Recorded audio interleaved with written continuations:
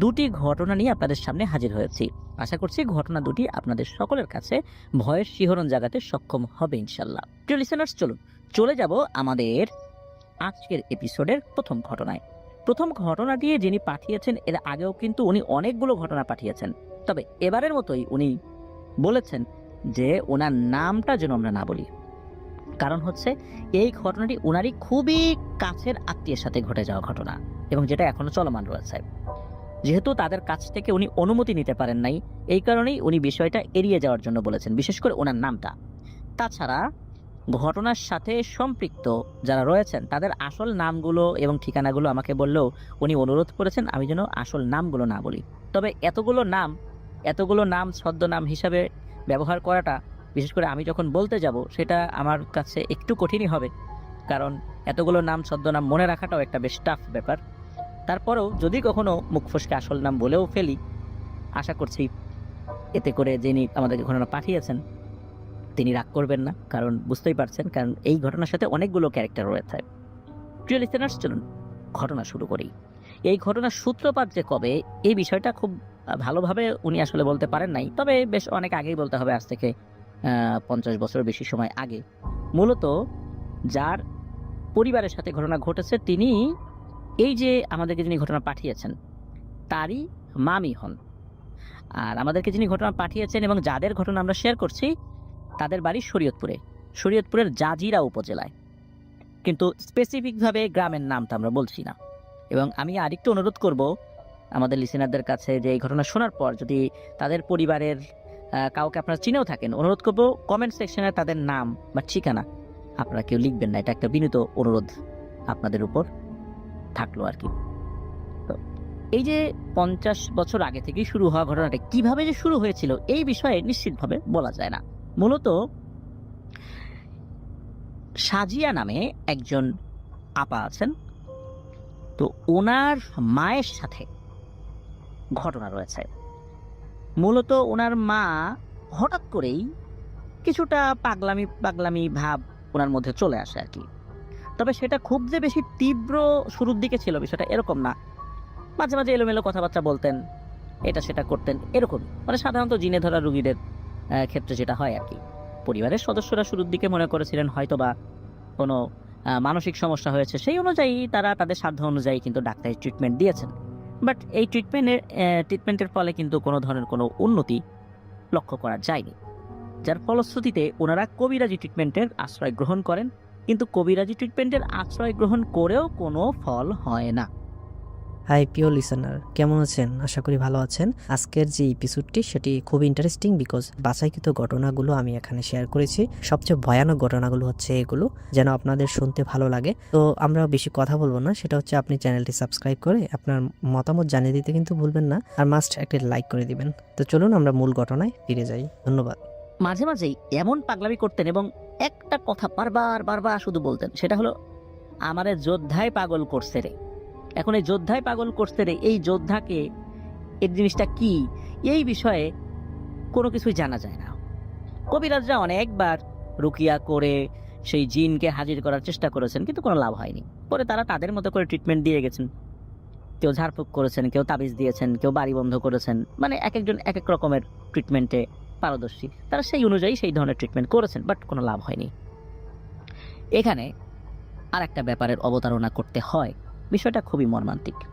সেটা হলো এই যে সাজিয়া আপা, ওনার যেই ওনার নানা কোনো ধরনের কোনো ঝামেলা ছাড়াই, মানে পারিবারিক কোনো সমস্যা না, কোনো ঝামেলা না, কিচ্ছু না, উনি পরপর 2 বার গলায় দড়ি দিয়ে সুইসাইড করতে যান। এই 2 বারই আল্লাহর অশেষ রহমতে উনি রক্ষা পেয়েছিলেন, লোকজন দেখে ফেলেছিল, আল্লাহর রহমতে উনি বেঁচে যান। ওনাকে যখন জিজ্ঞেস করা হলো যে আপনি সুইসাইড করতে গিয়েছিলেন কেন, উনি এই বিষয়ে কিছুই বলতে পারেন না। কেন করতে গিয়েছিলেন, ওনাকে যখন মূলত নামিয়ে আনা হয় ওই ফাঁসির দড়ি থেকে, এরপরে ওনাকে জিজ্ঞেস করা হয়েছে, উনি বলেন যে যখন ফাঁসির দড়ি গলায় আটকে গেছে তখনই মূলত উনি টের পেয়েছেন যে তার গলায় ফাঁসির দড়ি আটকে গেছে, এর আগে উনি কিচ্ছু বলতে পারেন না। পারিবারিক কোনো অশান্তি নাই, কিচ্ছু নাই, তারপর কেন এমনটা হলো এই বিষয়ে উনি কোনো কিছুই মনে করতে পারেন না। এরকম 2 বার হয়েছে, কিন্তু 3বারের বার উনি সত্যিই মারা যান। তৃতীয়বার মানুষ যখন তার ডেড বডি পায় একটা গাছের ডালে ঝুলন্ত অবস্থায়, আর উনি বেশ লম্বা ছিলেন, বেশ লম্বা, 6 ফুট 3-4 ইঞ্চি লম্বা ছিলেন।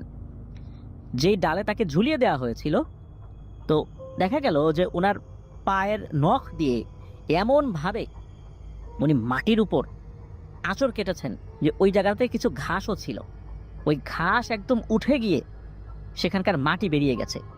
মানে এমনভাবে উনি ওনার পা দিয়ে মাটির উপর আঁচড় কেটেছিলেন। অথচ উনি কিন্তু মাটির উপর যদি একটু দাঁড়াতেন তাহলেই গলার ফাঁসটা হয়তো বা ওইভাবে লাগতো না, কিন্তু উনি সেটা পারেন নাই। ওনার পরিবারে কোনো ধরনের কোনো অশান্তি ছিল না, পারিবারিক কোনো সমস্যা ছিল না, উনি ঋণগ্রস্ত ছিলেন না, ব্যবসা বাণিজ্যেও যে ওনার খারাপ যাচ্ছিল বা ব্যবসা বাণিজ্যের ধস নেমেছে বিষয়টা এরকম না। তৃতীয়বারের বেলায় উনি মারা যান। এটাকে আসলে আমরা কি বলবো? এটা কি হত্যা না আত্মহত্যা? নিশ্চয়ই আমরা আত্মহত্যা বলবো না, কারণ এর আগের বারও 2বার উনি একই কাজ করতে গিয়ে আল্লাহর রহমতে বেঁচে গিয়েছিলেন। তো এবার আল্লাহ ওইভাবেই লিখে রেখেছেন। যাই হোক, এভাবে সাজিয়া আপার নানা কিন্তু মারা গিয়েছিলেন। সাজিয়া আপার নানির ভেতরে কিছু সমস্যা ছিল যেটা তার মায়ের ভেতরে চলে আসছিল এবং মা থেকে উনি পান। এই যে এই সমস্যাটা শুরু হয়ে গেল, এই সমস্যা নিয়ে পরিবারের সদস্যদের আক্ষেপ, হতাশা, চিন্তা কোনো কিছুরই শেষ ছিল না। এর আসলে শেষ কোথায় ওনারা কেউ জানতেন না। যাই হোক, এই যে সাজিয়া আপা, ওনার যখন বিয়ে হয়ে যায়, ওনার বিয়ের প্রায় বছর খানেকের মাথায় ওনার সন্তানাদি হয়। তো ওনার সন্তানাদি শুরুর দিকে সব স্বাভাবিকই ছিল। সাজিয়া আপার ভেতরে এই ধরনের সমস্যা তো ট্রান্সফার হয় তার মায়ের দিককার পরিবারের কাছ থেকে।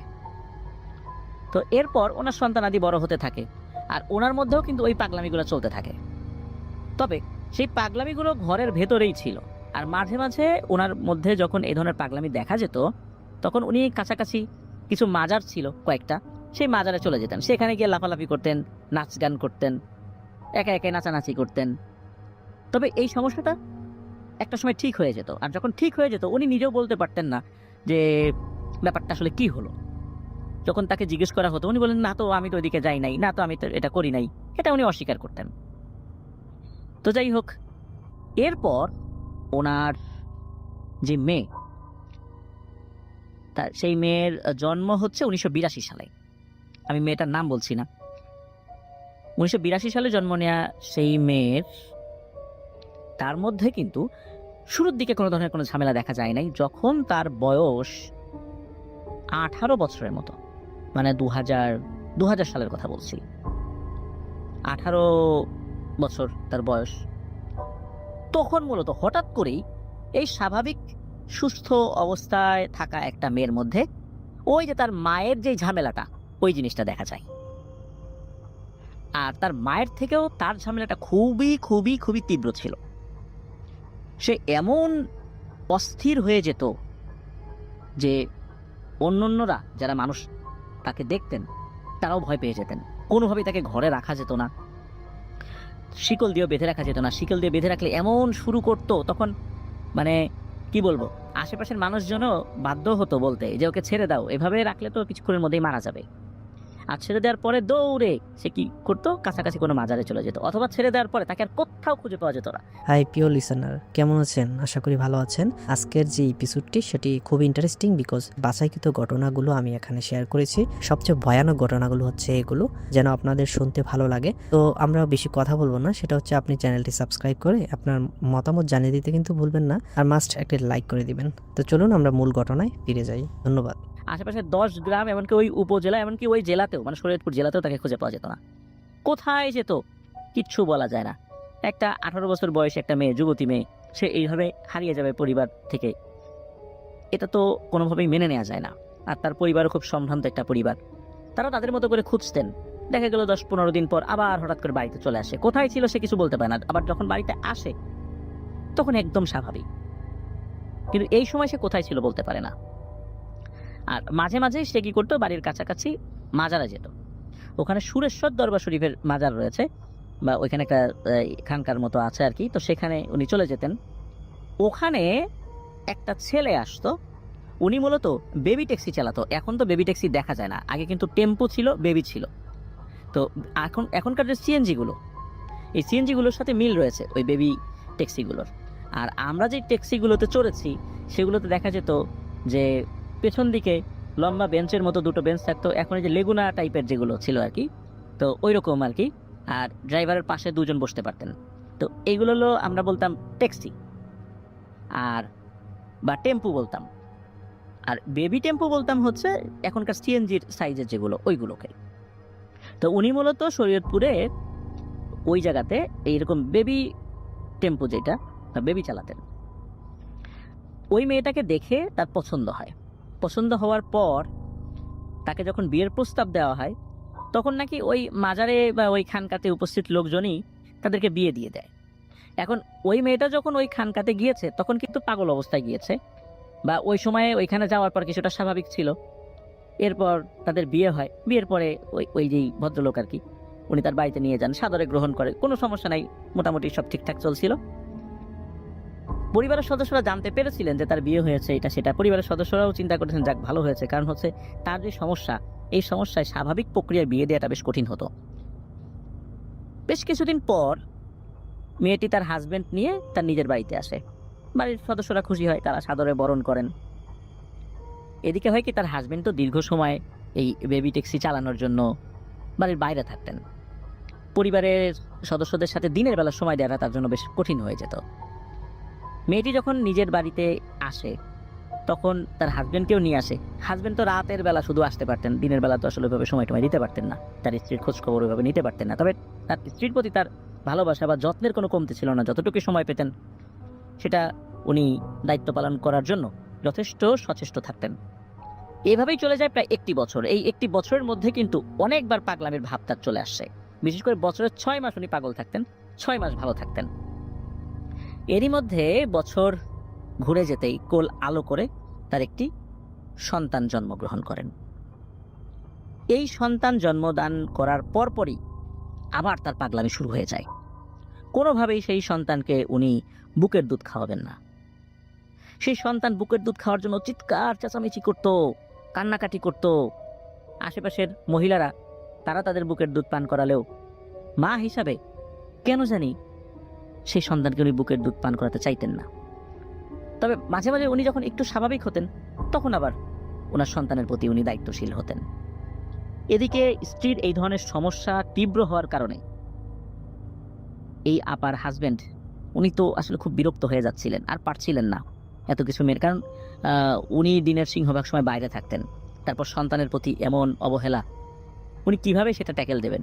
তারও আর্থিক অবস্থা তো ভালো ছিল না যে উনি সব কিছু ছেড়ে ছেড়ে দিয়ে সারাক্ষণ তার স্ত্রী এবং সন্তানের কাছে বসে থাকবেন, এটাও তার ওরকম অবস্থা ছিল না।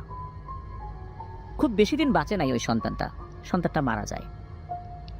অপুষ্টিতেই মারা যায় মূলত, কারণ মায়ের বুকের দুধ না খাওয়ার কারণে আর মায়ের অযত্নের কারণে দেখা যাচ্ছে যে বিভিন্ন রোগে আক্রান্ত হয়ে যায় এবং এভাবেই বাচ্চাটা মারা যায়। এই সমস্যা কিন্তু চলছিল। এর আরো বছর খানেক পর আর একটা সন্তানের জন্ম তিনি দেন। সন্তানটি কন্যা সন্তান ছিল। তো এই সন্তানের বেলাও একই ধরনের সমস্যা। ওই সন্তান কত যে কান্নাকাটি করেছে, আমাদেরকে যিনি ঘটনা পাঠিয়েছেন উনি নিজেও বলেছেন যে এই দৃশ্য দেখার পর এমন কোনো মানুষ নাই তার চোখ দিয়ে পানি পড়ে নাই। কিন্তু কোনোভাবেই উনি সন্তানকে কোলে নিতে চাইতেন না, তার বুকের দুধও খাওয়াতে চাইতেন না। আশেপাশের লোকজন আর কত করবে, বাচ্চাটা এভাবেই বড় হচ্ছিল। আর ওই যেই আপা উনি কি করতেন, যখন একটু স্বাভাবিক থাকতেন, সামান্য একটু স্বাভাবিক, তখন ওই বাচ্চাকে কোলে নিয়ে উনি মাজারে চলে যেতেন। মাজারে একপাশে বাচ্চাকে ফেলে রাখতেন, বাচ্চা কান্নাকাটি করছে, উনি ওইখানে লাফালাফি করছেন, এভাবে চলছিল। আর ওই যে সেই কথা উনিও বলতেন, আমায় যোদ্ধা পাগল করছে রে। কিন্তু এই যোদ্ধা পাগল করছে এর যে মানেটা কি, এটা উনি নিজেও বলতে পারতেন না। এভাবে চলছিল অনেকগুলো দিন। তবে অনেকগুলো দিন বলতে সর্বোচ্চ 1 বছর। এদিকে ওনার স্বামী যখন দেখলেন যে কোনোভাবেই সম্ভব না, তার বাচ্চাকে বাঁচানো যাচ্ছে না, একটা বাচ্চা তো মারা গিয়েছে, আর এই বাচ্চাটাও অবস্থা ভালো না, তখন এই বাচ্চাটাকে উনি আর একটা পরিবারের কাছে পালক দিয়ে দেন, মানে দত্তক দিয়ে দেন, এবং উনি ওনার স্ত্রীকে ডিভোর্স দিয়ে চলে যান। উনি অনেক চেষ্টা করেছিলেন সংসারটা টিকিয়ে রাখার জন্য, কিন্তু পারেননি আসলে। তো এই যে আপা, এই আপা উনি হঠাৎ করে যখন পাগল হয়ে যেতেন, তখন উনি বাসায় থাকতেন না, কোথায় যেন চলে যেতেন। বাংলাদেশের কোথায় চলে যেতেন এটা কেউ বলতে পারে না। 3-4 মাস পর আবার চলে আসতেন।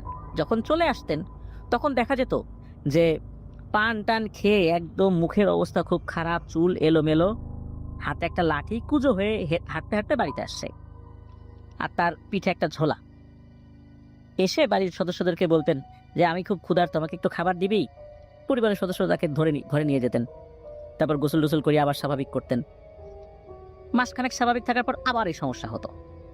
এরপর কি হলো, আলাদা একটা ঘর তৈরি করা হলো ওনার জন্য, এবং ওই ঘরে অ্যাটাচ ওয়াশরুম সহ সবকিছু করা হলো। ওই ঘরে ওনাকে বন্দি করে রাখা হতো সারাদিন।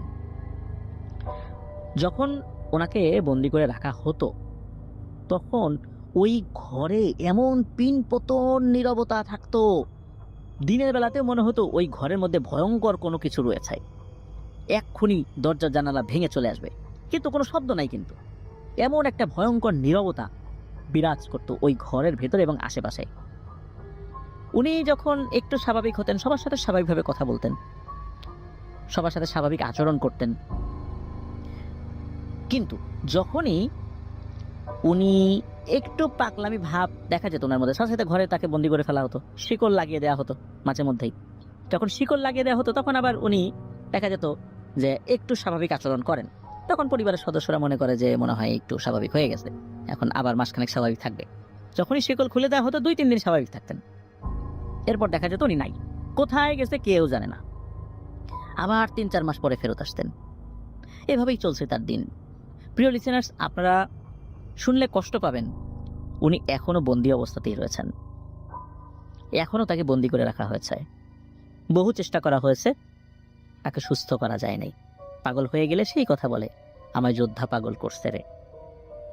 এরপরে আসি, ওনারই খালা, মানে ওনার মায়ের বোন আর কি, তার মধ্যেও এই সমস্যা ট্রান্সফার হয়ে যায়।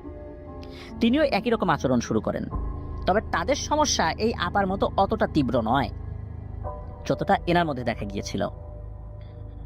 এরপর আসি এই আপারই আপন ছোট বোনের কথা। তার মধ্যে এই সমস্যা দেখা দিয়েছে, তবে অল্প বিস্তর। আমি এখন এই 2025 সালের কথা বলছি। অল্প বিস্তর দেখা দিয়েছে।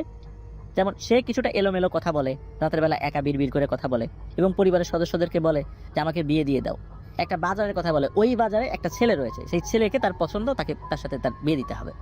কিন্তু ওই বাজারে সে কখনো যায়ই নাই, ওই ছেলেকে সে কখনো দেখেও নাই, এমনকি ওই ছেলেও এই মেয়ের কথা জানে না।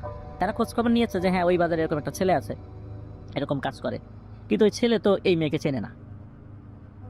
এইরকম ভাবে মানে কাউকে কখনো না দেখেই তাকে পছন্দ হয়েছে, বিয়ের কথা বলছে। অদ্ভুত ব্যাপার। ওই বাজারে কোন দোকানে সেই ছেলে থাকে, কি কাজ করে সেটাও বলছে পরিবারকে। তো তার সমস্যাটা এতটা তীব্র না হলেও আস্তে আস্তে সেটা প্রকট হচ্ছে। এবং আরো অদ্ভুত ব্যাপার হচ্ছে, ওই পরিবারের ছেলে সদস্যদের মধ্যে কিন্তু এই কোনো সমস্যা নাই, এই ধরনের কোনো সমস্যা দেখা যায় নাই, কিন্তু শুধু ওই পরিবারের নারী সদস্যদের মধ্যে এই বিষয়টা বংশানুক্রমে ট্রান্সফার হচ্ছে, যেটা সমাধান কেউ করতে পারে নাই আজ পর্যন্ত না। এবং এটার যে কি নির্মম পরিণতি এটা ওনারা ভোগ করছেন। এই 2025 সালের আজকের 31শে জানুয়ারির কথা যখন বলছি, এই সময়ও সেই আপা ঘরের মধ্যে বন্দী রয়েছেন, এবং বন্দী অবস্থাতেই উনি কাটাচ্ছেন। ওনার সেই সন্তানের যে কি হয়েছে একবারের জন্য জিজ্ঞেসও করেন না, তার প্রতি তার কোনো ফিলিংসও নাই।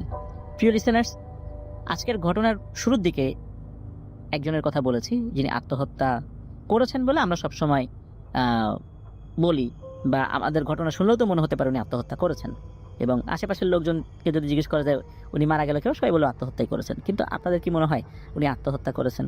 এটা কি আত্মহত্যা নাকি হত্যা? এই হত্যাটা হয়তো বা কোনো মানুষ করে নাই, কিন্তু কোনো সুপার ন্যাচারাল এন্টিটি তো এর সাথে জড়িত, তাই না? এর আগে আমি এই ধরনের একটা ঘটনার প্রেক্ষাপটে আত্মহত্যার বিভিন্ন বিষয়গুলো তুলে ধরেছিলাম। এরপর বিভিন্ন ধরনের নেতিবাচক কমেন্ট আমার কাছে আসে, আমি দেখি, আমার কাছে ইমেইল আসে যে আমরা আত্মহত্যার যেই ব্যাপারটা এটাকে উৎসাহ দিচ্ছি। না প্রিয় লিসেনার্স, আমরা উৎসাহ দিচ্ছি না, আমরা সত্য ব্যাপারটা তুলে ধরছি। সব আত্মহত্যা নয়। সব আত্মহত্যা নয়, কিছু আত্মহত্যা হত্যা, যেটার সাথে কোনো মানুষ জড়িত নয়, সুপার ন্যাচারাল এন্টিটি জড়িত। এই জন্য আমরা অনেক সময় দেখি কারো কোনো সমস্যা নাই, কিচ্ছু নাই, পারিবারিক অশান্তি নাই, টাকা পয়সা নিয়ে কোনো সমস্যা নাই, মানসিক অস্থিরতা নাই, একদম স্বাভাবিক, কিন্তু উনি আত্মহত্যা করেছেন। যখনই আমরা এই ধরনের ঘটনা শুনবো তখনই বুঝতে হবে কোন একটা ব্যাপার নিশ্চয়ই রয়েছে। আল্লাহ ওই ব্যক্তিদেরকে ক্ষমা করুন, কেননা ওনারা তো স্বেচ্ছায় কাজটি করেননি। আল্লাহ তো জানেন, আমরা জানি না।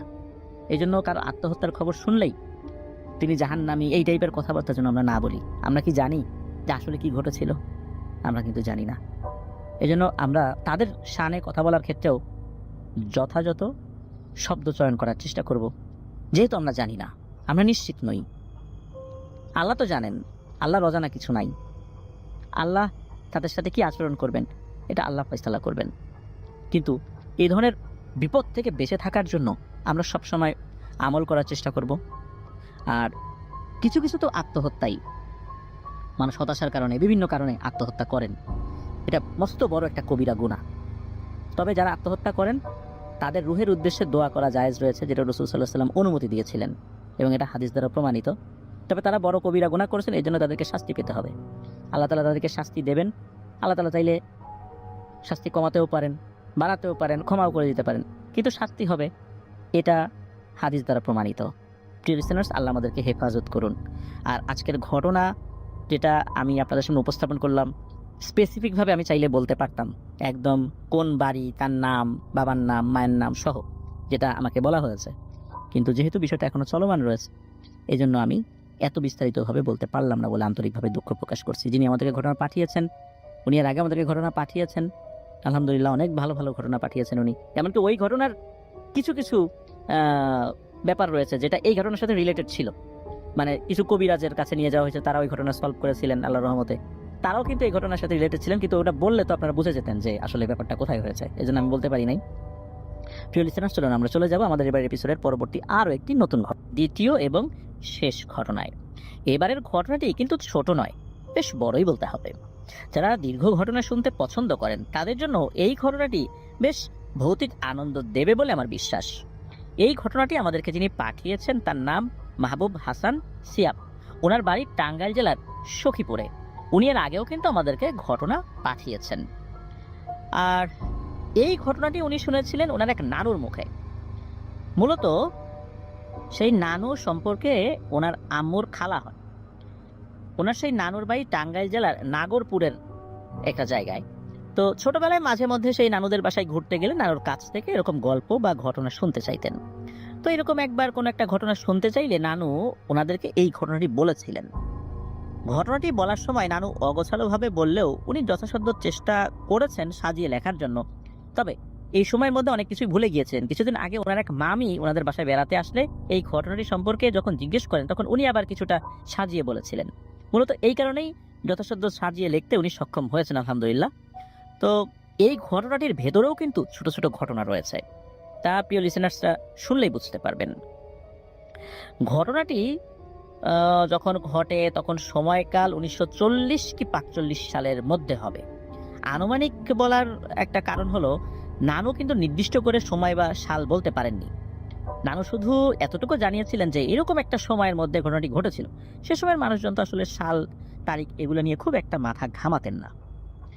আর এই ঘটনাটি 1940 থেকে 45 সালের মধ্যে হলেও তার আগেও কিন্তু একটি ব্যাপার ঘটেছিল, যেটি আবার বলা প্রয়োজন। আর এই ঘটনাটি মূলত ঘটেছিল নানুর বাবা এবং নানুর পরিবারের সাথে আর কি। নানুর পৈতৃক নিবাস কিন্তু মুন্সিগঞ্জের বিক্রমপুরে। নির্দিষ্ট করে অবশ্য জায়গাটি বলতে পারেন নাই সিয়াম ভাই, উনি অনেকটাই ভুলে গিয়েছিলেন আর কি বিক্রমপুরের ঠিক কোন জায়গাটাতে। তো যাই হোক, নানুর বাবার নাম ছিল ইদ্রিস আলী। তিনি ছিলেন একজন পরোপকারী এবং বেশ ভালো মানের একজন কবিরাজ। মূল ঘটনায় যাওয়ার আগে শুরুতেই এই ইদ্রিস আলীর সম্পর্কে কিছু তথ্য কিন্তু আমাদেরকে জানতে হবে, তা না হলে এই ঘটনাটির অনেক ব্যাপারগুলো আমাদের বুঝতে কিছুটা সমস্যা হবে। কিভাবে উনি কবিরাজ হলেন এত দীর্ঘ আলোচনায় যাব না, তবে মূল বিষয়টা উপস্থাপন করব। এই ইদ্রিস আলী ছোটবেলা থেকেই এই অদৃশ্য শক্তির সম্পর্কে জানতে ওনার বেশ আগ্রহ ছিল। এই অদৃশ্য শক্তির পেছনে ছুটে বেরিয়েছেন বহুবার। তার বয়স যখন 14 কি 15 বছর হবে তখন থেকে তিনি ভৌতিক বিষয়গুলোতে বেশ আগ্রহ প্রকাশ করতেন। তখন যদিও লেখাপড়ার তেমন একটা প্রচলন ছিল না গ্রামের মানুষের কাছে, তাই ইদ্রিস আলী ছোট থেকেই তার বাবার কাজে সাহায্য করতেন। কখনো যদি তিনি শুনতে পেতেন তার এলাকা অথবা আশেপাশের অন্য কোনো এলাকায় কাউকে জিন আসর করেছে, তখন তিনি তার সকল কাজকর্ম বাদ দিয়ে ছুটে যেতেন সেই ঘটনাগুলো পর্যবেক্ষণ করতে। এমন সমস্যাগুলোতে যখন মানুষজন পড়ে যেত, স্বাভাবিকভাবেই কোনো রাকি, হুজুর বা কবিরাজকে ডাকতেন আর কি, যারা এই কাজগুলো জানেন আর কি। তো ইনারা যখন এই কাজগুলো করতেন, তাদের কার্যপ্রক্রিয়াগুলো উনি খুব গভীরভাবে মন্ত্রমুগ্ধের মতো পর্যবেক্ষণ করতেন। ভালো লাগতো তার এগুলো দেখতে। মূলত এগুলো দেখা থেকেই তার ভিতরে একটা প্রবল আগ্রহ জন্মে যে উনি বড় হয়ে একজন বেশ বড় মানের কবিরাজ হবেন, বেশ ভালো কবিরাজ হবেন এবং মানুষকে সাহায্য করবেন। কারণ অনেক ভণ্ড কবিরাজ ছিল, মানুষকে মিথ্যা কথা বলে তাদের কাছ থেকে টাকা নিয়ে যেত। এটা দেখেও উনি খুব কষ্ট পেতেন। আবার যখন দেখতেন অনেক কবিরাজ অনেক চেষ্টা করেও শেষ পর্যন্ত সফল হননি, ওই রোগীটা সুস্থ হয়নি, মারা গিয়েছে, এটা দেখে উনি মনে মনে খুব কষ্ট পেতেন। যাহা, ওই কবিরাজটা যদি আরো ভালো বিদ্যা অর্জন করতে পারতেন তাহলে হয়তো বা সফল হতেন। তো এই বিষয়গুলো থেকে মূলত ওনার বেশ বড় মানের একজন কবিরাজ হওয়ার ইচ্ছা মনের মধ্যে ছিল। সমস্যা বাঁধলো হচ্ছে ইদ্রিস আলীর বাবা ছিলেন আবার এর পুরোপুরি উল্টো। ইদ্রিস আলীর এরকম বিষয় আকর্ষণ তার বাবা মোটেও পছন্দ করতেন না। তার বাবা জানতেন যে এই বিদ্যার শেষ পরিণতি অনেকের জন্যই খুব ভালো হয় না। অবশ্য ইদ্রিস আলীর এমন কৃতকর্মের জন্য তাকে তার বাবা মায়ের কাছে অনেক শাসন বারণ শুনতে হয়েছে। কিন্তু কে শোনে কার কথা? এই বিষয়গুলো যে ইদ্রিস আলীর মনের মধ্যে এমনভাবে গেঁথে গিয়েছে, আর এর ফলে এটা যে একটা চরম নেশায় রূপ নিয়েছে, এটা তার মা বাবা ভালো বুঝতে পেরেছিলেন। একবার কি হয়, তার মা বাবা বেশ মারধর করে তাকে। মনের দুঃখে ইদ্রিস আলী বাড়ি থেকে পালিয়ে চলে যান। ইদ্রিস আলী পালিয়ে সিলেটে চলে আসেন। মূলত সিলেটে চলে আসেন এর পেছনে কারণ হলো উনি শুনেছিলেন যে সিলেটে অনেক ভালো মানের কবিরাজ রয়েছে, তাদের কাছ থেকে অনেক কিছু শেখা যেতে পারে। মূলত তার সেই মনের ইচ্ছা পূরণ করার আশাই সিলেট চলে এসেছিলেন। পালিয়ে আসার সময় অনেক পথ পায়ে হেঁটে আবার যানবাহনে করে বিভিন্ন বিভিন্ন মাধ্যমে কষ্ট করতে করতে সিলেট শহরে এসে পৌঁছান। সিলেটে আসার পর শুরুর দিকে অনেক কষ্ট করতে হয়েছে, এখানে সেখানে শুয়েছিলেন, মাজারে শুয়েছিলেন, তাছাড়া তো আর জায়গা নাই, মসজিদের বারান্দায় শুয়েছিলেন। এভাবে আস্তে আস্তে পর্যায়ক্রমে বিভিন্ন কবিরাজ তান্ত্রিকদের সাথে পরিচয় হয়।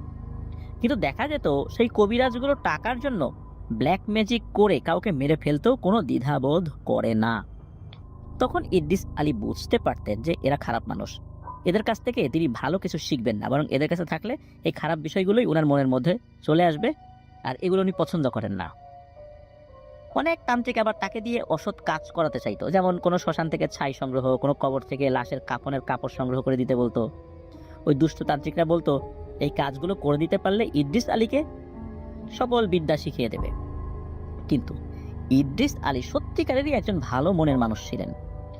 ওই সময় তার বয়স 14-15 হলেও ভালো মন্দের পার্থক্য তিনি বুঝতে পারতেন। তাই তিনি এমন ধরনের কোনো কাজ করে দিতেন না। উনি বিশ্বাস করতেন যে এই ধরনের কাজ যদি উনি করে দেন, এই কাজে সহযোগিতা করেন, এই কাজের ফলে যে গুনাহ হবে সেই গুনাহ তার আমলনামায় লিখিত হবে। পরকালে আল্লাহর কাছে উনি কি জবাব দেবেন? এই কারণে উনি এই কাজে সহযোগিতা করতেন না, আর ওই লোকগুলোর সঙ্গ ছেড়ে দিতেন।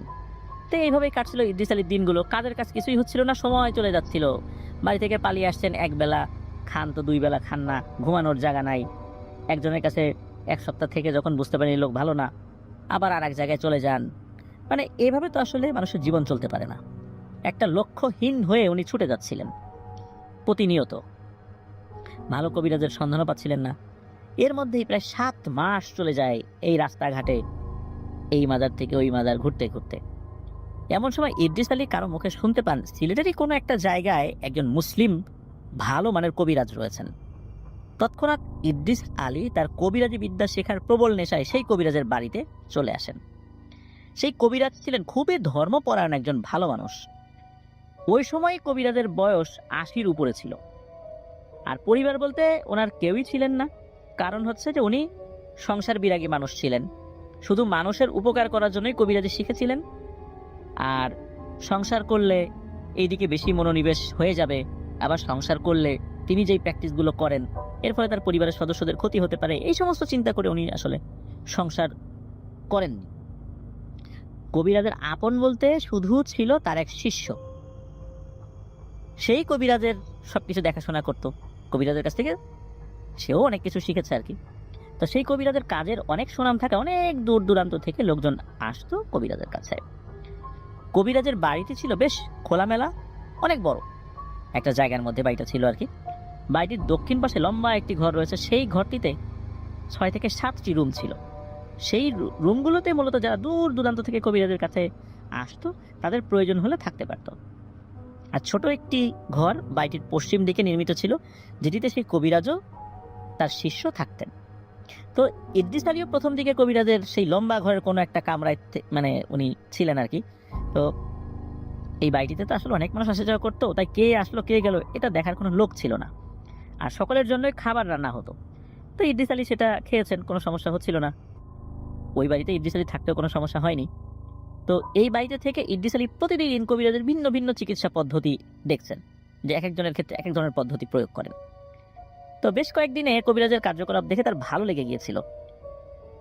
আর এই কবিরাজের কাছেই উনি কিছু শিখতে পারবেন এমন চিন্তা তার মাথায় ঢুকে যায়, কারণ সেই কবিরাজ আসলেই ভালো মানুষ ছিলেন। তো সেই কবিরাজের কাছ থেকে কিছু শেখার আশায় কবিরাজের কাছে গিয়ে তার সেই মনের আকুতির কথা জানায়। প্রথমবার এমন প্রস্তাব শুনে সেই কবিরাজ ইদ্রিস আলীকে কড়াকড়িভাবে না করে দিয়েছিলেন। এটি শুনে ইদ্রিস আলী মনে অনেক কষ্ট নিয়ে কবিরাজের ঘর থেকে বাইরে চলে আসেন। তবে ওই বাড়ি থেকে বের হয়ে যান নাই, বাড়ির আশেপাশেই ছিলেন। রাত হলে আবার ওই যেই ঘর কবিরাজের ঘর সেটাতে আবার চলে আসেন। তো রাতের দিকে ইদ্রিস আলী যখন মন খারাপ করে বসেছিলেন, এমন সময় কবিরাজের সেই শিষ্য এসে ইদ্রিস আলীকে জানায় যে কবিরাজ তাকে ডাকছে। ইদ্রিস আলী কবিরাজের ঘরে গেলে কবিরাজ তাকে পাশে বসিয়ে বলতে থাকে যে তোর বাড়ি কোথায় রে বাবা, তুই কেন এই কাজগুলো শিখতে চাচ্ছিস? এই কাজ তো সবাইকে দিয়ে হয় না, বরং তুই তোর মা বাবার কাছে ফিরে যা, আর এগুলো করতেও তো দীর্ঘ সময় লাগে রে, আমার তো বয়স হয়েছে। এরপর ইদ্রিস আলী কবিরাজের প্রশ্নের সমস্ত উত্তর দেন, যে ওনার বাড়ি কোথায়, উনি মূলত মানুষের উপকারের জন্য বিদ্যাটি শিখতে চান, কিভাবে কিভাবে বিভিন্ন মানুষের কাছে উনি গিয়েছেন, তাদের এই এই বিষয় উনি দেখেছেন, তাদের এই ধরনের প্রস্তাবে উনি রাজি হন নাই, এই কথাগুলো উনি বলেন। কবিরাজ সব কথা শোনার পর খুব খুশি হয় ইদ্রিস আলীর উপরে। এরপর কবিরাজ ইদ্রিস আলীকে বলেন, তুই কিছুদিন থাক আমার বাড়িতে, দেখি তোকে আমি আমার মতামত জানাবো। এই কয়েকদিনের মধ্যে ইদ্রিস আলীর চাল চলন, তার হাব ভাব এগুলো বোঝার চেষ্টা করেছিলেন। মূলত এই ইদ্রিস আলী যে ওই বাড়িতে আছেন, চুপে চুপে দেখছেন, এই বিষয়গুলো কবিরাজ অতটা নজর দিতে পারেন, কারণ তারও তো বয়স হয়েছিল আর অনেক লোকই তো আসতো ওখানে। কিন্তু এই কয়েকদিন তাকে খুব ভালো করে অবজার্ভ করেছিলেন কবিরাজ। তো এরপর কবিরাজ বুঝতে পারলেন যে এই ছেলেটি আসলেই ভালো। কবিরাজ ইদ্রিস আলীকে শিষ্য হিসাবে গ্রহণ করেন। তারপর থেকেই ইদ্রিস আলী তার কবিরাজি বিদ্যা অর্জন করতে শুরু করেন। আল্লাহর অশেষ রহমতে প্রবল ইচ্ছাশক্তির কারণে ইদ্রিস আলী খুব সহজেই এবং অল্প সময়ের মধ্যেই তার ওস্তাদের কাছ থেকে অল্প কিছু বছরের মধ্যেই অনেক কিছু শিখে ফেলেছিলেন আলহামদুলিল্লাহ। এমন করে কবিরাজের সাথে থাকতে থাকতে তিনি অনেক কম সময়ে বেশ বড় বড় বিদ্যা অর্জন করতে সক্ষম হন। মাঝে মাঝে এমন হতো, কোনো একটা রুগী আসলে কবিরাজ উনি বসে থাকতেন আর ইদ্রিস আলীকে বলতেন যে বাবা তুই এই কাজটি করতো। তো এরকম হাতে কলমে অনেক কিছু শিখিয়েছিলেন সেই কবিরাজ ইদ্রিস আলীকে। এই কারণে মূলত অনেক কম সময়ে বেশ বড় বড় বিদ্যা অর্জন করতে সক্ষম হয়েছিলেন। আর তার এই একাগ্রতা দেখে এবং তার মানুষের প্রতি ভালোবাসা দেখে কবিরাজও তাকে অনেক ভালোবাসতেন। মূলত কবিরাজের তো অনেক বয়স হয়ে গিয়েছিল, তো কবিরাজ চিন্তা করেছিলেন ওনার যেহেতু কোনো সন্তানাদি নাই, উনি বিয়ে শাদী করেন নাই, তো তার এই বিদ্যাটা এমন কাউকে শিখিয়ে যেতে যারা সত্যিকার অর্থে ভালো মানুষ এবং মানুষের উপকারের জন্য এই বিদ্যাটা প্রয়োগ করবে, কখনোই লোভের বশবর্তী হয়ে কারো ক্ষতি করবে না। আর কবিরাজ বিশ্বাস করতেন যে এই কাজ যদি ভালো মানুষকে উনি শিখিয়ে যান, তাহলে এই ভালো কাজের বদৌলতে যে সওয়াব হবে, উনি কবরে বসেও সেই সওয়াব পেতে থাকবেন। কারণ ওর তো বয়স হয়ে গিয়েছিল, আগের মতো ওইরকম কাজ উনি করতে পারতেন না। আর তাছাড়া একটা হাদিসে বর্ণিত রয়েছে যে মানুষের মৃত্যুর পর 3টা জিনিস তার কবরে যেতে থাকে সদকায়ে জারিয়া হিসাবে। তার মধ্যে একটা হচ্ছে এমন কোনো এলেম, যেই এলেম যদি কাউকে শিখে দেওয়া হয় তিনি সেই আমল করবেন, তার থেকে সওয়াব পাবেন, তার ভাগিদার। জিনিস শেখালেন তারও হতে থাকবে। আবার জিনিস শিখলেন পরবর্তীতে তিনি যদি আরেকজনকে শেখান যিনি আমল করলেন তিনিও সওয়াব পাবেন, যিনি শেখালেন তাকে আবার যিনি শিখিয়েছেন, এরকম করে সবাই সওয়াব পেতে থাকবে। মূলত এই উদ্দেশ্যেই কবিরাজ ভালো মানুষ খোঁজ করছিলেন, একজন শিষ্য পেয়ে গিয়েছিলেন, আরেকজন যেহেতু পেয়ে গেলেন, তো কবিরাজ এই জন্যই তাকে খুব ভালোবাসতেন। এভাবে প্রায় 12 থেকে 13টি বছর ইদ্রিস আলী কবিরাজের সাথে থেকে কাটিয়ে দেন। পরবর্তীতে কবিরাজ একদিন ইদ্রিস আলীকে ডেকে কিছু কথা বলেন। যে কবিরাজ বলছিলেন যে, দেখ ইদ্রিস, আমার জানা সকল বিদ্যা ইতোমধ্যে তুই শিখে ফেলেছিস, তাই আমি চাই যে তুই তোর নিজ বাড়িতে গিয়ে এলাকার মানুষদের সেবা কর। এলাকার মানুষের তোর কিন্তু শেখানোর বা তোর তরফ থেকে কিছু দেওয়ার অনেক জিনিস আছে। তুই সেখানে গিয়ে মানুষের উপকার কর, কারণ তোর উপরে তাদের হক আছে। তুই যা, বাড়িতে যা, তোর মা বাবার কাছে ফেরত যা। তো ইদ্রিস আলী ওস্তাদের কাছ থেকে অনুমতি নিয়ে নিজ বাড়িতে ফেরত যাওয়ার সিদ্ধান্ত নেন। ওস্তাদের কাছ থেকে বিদায় নেওয়ার সময় কবিরাজ ইদ্রিস আলীর প্রতি এতটাই খুশি ছিলেন যে কবিরাজের সাথে থাকা একজন নেককার শক্তিশালী জিনকে ইদ্রিস আলীকে উপহার দেন, এবং ওই জিনের আন্ডারেও আরও শক্তিশালী জিন ছিল। এবং সেই জিনকে বলে দেন যে, আমার তো বয়স শেষ হয়ে গেছে, আমার পরে তোমার আনুগত্যের জায়গাটা ইদ্রিস আলীর হবে। আমার ইন্তেকাল হয়ে যাওয়ার পর তুমি ইদ্রিস আলীর আনুগত্য করবা, এখন থেকে আনুগত্য করবা, তবে আমি হয়তো আর বেশি দিন বাঁচবো না। তো জিনও প্রতিশ্রুতি দিয়েছিল যে হ্যাঁ, আমি এখন থেকে ইদ্রিস আলীর আনুগত্য করব, আর ইদ্রিস আলী যদি কখনো কোনো অন্যায় কথা বলেও আমি সেটা শুনবো না, এই বিষয়েও কিন্তু ওয়াদা করিয়েছিলেন ওই কবিরাজ। তো এভাবেই ইদ্রিস আলীকে একটা শক্তিশালী জিনকে তার সাথে দিয়ে বিদায় দিয়েছিলেন। তো ইদ্রিস আলী যখন বাড়িতে ফেরত আসছেন, তখন তো মানুষজন তাকে চেনে না। ওই সময়ে তারা ধরেই নিয়েছিলেন যে ইদ্রিস আলী হয়তো মারা গেছে বা কোথাও হারিয়ে গেছে। দীর্ঘ প্রায় 12-13 বছর পর হঠাৎ একদিন ইদ্রিস আলী তার নিজ বাড়িতে এসে যখন হাজির হয়েছেন, লোকজন যখন চিনতে পারছিলেন না, পরে আস্তে আস্তে বুঝতে পেরেছিলেন। সবাই পরিচয়, মানে কিভাবে উনি কি করেছিলেন সব কিছু বলেন। তারপরে মানুষ চিনতে পারে তাকে, মানে তার পরিবারের সদস্যরা চিনতে পারে, কারণ উনি তো অল্প বয়সে চলে গিয়েছিলেন। এর মধ্যে উনি বড় হয়ে গেছেন না, 12 বছরে, তো অনেক 12-13 বছর অনেক বড় হয়ে গেছেন আর কি। এই জন্য চেহারা তো পরিবর্তন হয়েছে। তো বাড়িতে ফেরত আসার পর ইদ্রিস আলীর বাবা উনি চিন্তা করেন যে এই ছেলেটা আবার আবার আবার কোথায় চলে যায় কিনা, দ্রুত তাকে বিয়ে শাদী দিয়ে দিতে হবে, সংসারী করে দিতে হবে আর কি। তো উনি ইদ্রিস আলীকে দ্রুত বিয়ে করিয়ে দেন এবং আলাদা সংসার তৈরি করে দেন, আলাদা ঘরবাড়ি করে দেন। তো এরপর থেকে ইদ্রিস আলী তার কবিরাজি বিদ্যার যেই কলা কৌশলগুলো এলাকার ভেতরে উনি প্রয়োগ করতে থাকেন, ভৌতিক সমস্যার সমাধানে বা নির্ভুল সমাধানে ধীরে ধীরে অনেক সুনাম কুড়াতে উনি শুরু করেন। আশেপাশের এলাকাগুলোতেও উনি বেশ পরিচিত একটা নাম হয়ে যান। এরপর থেকে ইদ্রিস আলীর নাম ইদ্রিস আলী থেকে ইদ্রিস কবিরাজে রূপান্তরিত হয়ে যায়। মানুষের মুখে মুখে তার নাম ছড়িয়ে পড়ে। পরবর্তীতে আশেপাশের কয়েক এলাকার মানুষ ইদ্রিস কবিরাজের নাম শুনলেই তাকে খুব সহজেই চিনতে পারত। ইদ্রিস আলীর কাছে অনেক দূর দূরান্ত থেকেও রোগী আসতো চিকিৎসা নিতে। আবার দেখা যেত মাঝে মাঝে প্রয়োজন হলে এরকম রোগীর বাড়িতে গিয়ে উনি চিকিৎসা করতেন। আর আল্লাহর অশেষ রহমতে অধিকাংশ সমস্যাগুলো উনি সমাধান করতে সক্ষম হতেন। এই তো আমরা শুনলাম ইদ্রিস আলীর এই কবিরাজ হয়ে ওঠার গল্প। মূলত তার পরিবারের যারা বয়োজ্যেষ্ঠ ছিলেন তাদের মুখেই ইদ্রিস আলীর এই ব্যাপারটা শোনা যায়। তবে উনি সিলেটের ঠিক কোন এলাকায় কোন কবিরাজের কাছে শিখেছিলেন এইগুলোর এত বিস্তারিত আসলে জানা যায় না, শুধু জানা যায় সিলেটের কোনো একটা জায়গা থেকে শিখেছিলেন আর কি। তো যাই হোক, ইদ্রিস আলীর জীবনী তো আমরা শুনলাম, একটা দীর্ঘ একটা পথ, প্রায় 12-13 বছরের একটা জার্নি আমরা মাত্র 12-13 মিনিটে আমরা শুনে ফেললাম। এবার আসি মূল ঘটনা। এতক্ষণ কিন্তু আমরা মূল ঘটনাতে আসিনি, কিন্তু মূল ঘটনাতে আসার আগে যেই ব্যাপারগুলো জানার দরকার ছিল সেগুলো আমরা জানলাম, কারণ এই জিনিসগুলো আমাদের পরবর্তীতে কাজে লাগবে। তো এই যে নানুদের যে বাড়িটা, মানে যেই নানু ঘটনাটি বলেছিলেন আর কি, তো নানুদের বাড়ির একটি বিবরণটা দেই। নানুদের বাড়িটি ছিল এমন একটি জায়গাতে যেটার চতুর্পাশেই ছিল চাষি জমি, মানে চাষের জমি ছিল। সেই বাড়িটি থেকে আধা কিলোমিটার বা এর কিছুটা কম অথবা বেশি হতে পারে এমন দূরত্বে একটি খাল ছিল। এই খালটা আবার কি হয়েছে, কিছুটা পথ এগিয়ে গিয়ে একটা নদীর সাথে মিশেছে। সেই এলাকাটিতে বর্ষার সময় ভারী বৃষ্টিপাতের ফলে উঁচু জমিগুলোর পানি সেই খালে এসে পড়তো। এ কারণে খালটি পানিতে ভরে গিয়ে চারপাশের চাষের জমিগুলো একদম পানিতে ভরে যেত। নতুন পানি আসলে তখন চারদিকে পানিতে পরিপূর্ণ হয়ে থাকতো। যদিও বর্ষার এমন অধিক পানিতে নানুদের বাড়ির উঠোনে পানি উঠতো না, কারণ বাড়িটি ছিল চাষের জমিগুলো থেকে বেশ উঁচু একটি জায়গায় নির্মিত। পানি আসলে নানুদের বাড়ির আঙিনায় দাঁড়ালে পানি ব্যতীত অন্য কিছুই দেখা যেত না, শুধু হাতে গোনা দূরের কয়েকটি বসত ভিটা ছাড়া। আর সেই এলাকাটিতে তখনকার বাস্তবতায় তো এরকম ঘনবসতি ছিল না, এখন তো অনেক কিছু হয়ে গেছে আর কি। একটা বাড়ি থেকে আরেকটা বাড়ির দূরত্ব তখন অনেক দূরে দূরে ছিল আর কি। তো সেই এলাকাটিতে স্বাভাবিক অবস্থায় যখন পানি নেমে যেত আর কি, তখন ওই অঞ্চলের মানুষ চলাচলের জন্য একটি রাস্তা ব্যবহার করত, যেটি আবার চাষের জমি থেকে কিছুটা উঁচু একটি রাস্তা ছিল বা উঁচু জায়গায় ছিল আর কি। কিন্তু পানি উঠলে আবার সেই রাস্তাটি ব্যবহারের অনুপযোগী হয়ে যেত। তখন ওই অঞ্চলের মানুষের একমাত্র বাহন হয়ে যেত নৌকা।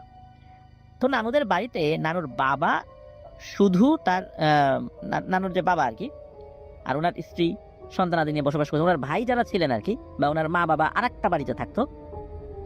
তো তার বাবা আর কি আলাদা সবকিছু করে দিয়েছিলেন। আর ওনার অন্য ভাই বোনদের বসত বাড়ি ছিল একই গ্রামে, তবে কিছুটা বেশ মানে দূরে দূরে আর কি। তো এই জায়গাগুলো ইদ্রিস আলীর বাবা সবাইকে ভাগ করে দিয়েছিলেন, তাদের তো ওই সময় অনেক জায়গা জমি ছিল আর কি।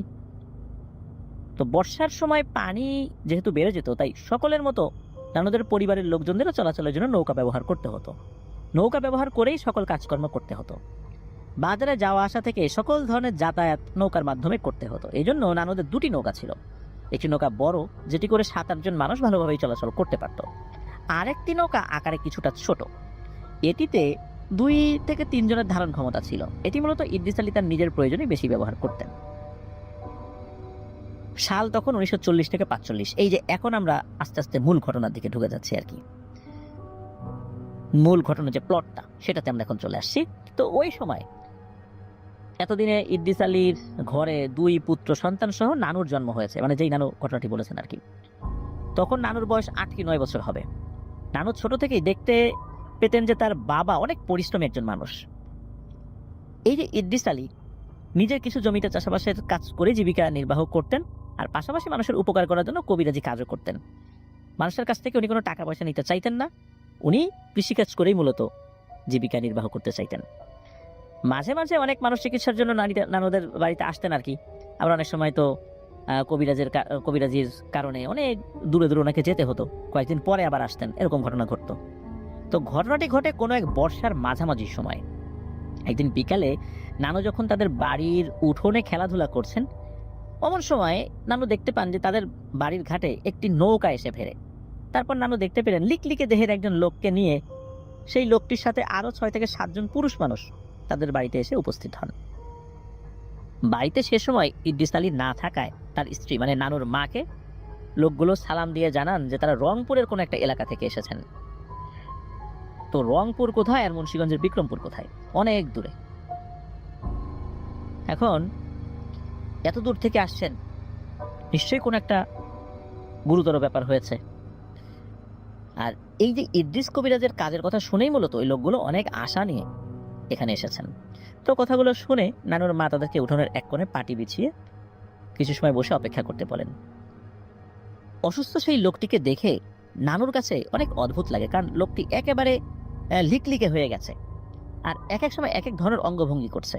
একবার পুরুষের খুব পুরুষালী গম্ভীর কণ্ঠে কথা বলে, আবার কিছুক্ষণ পর মেয়েলি কণ্ঠে কথা বলে, একদম পুরোপুরি মেয়েরা যেভাবে কথা বলে তাদের ভয়েস যেরকম হয় ওই রকম কথা বলে।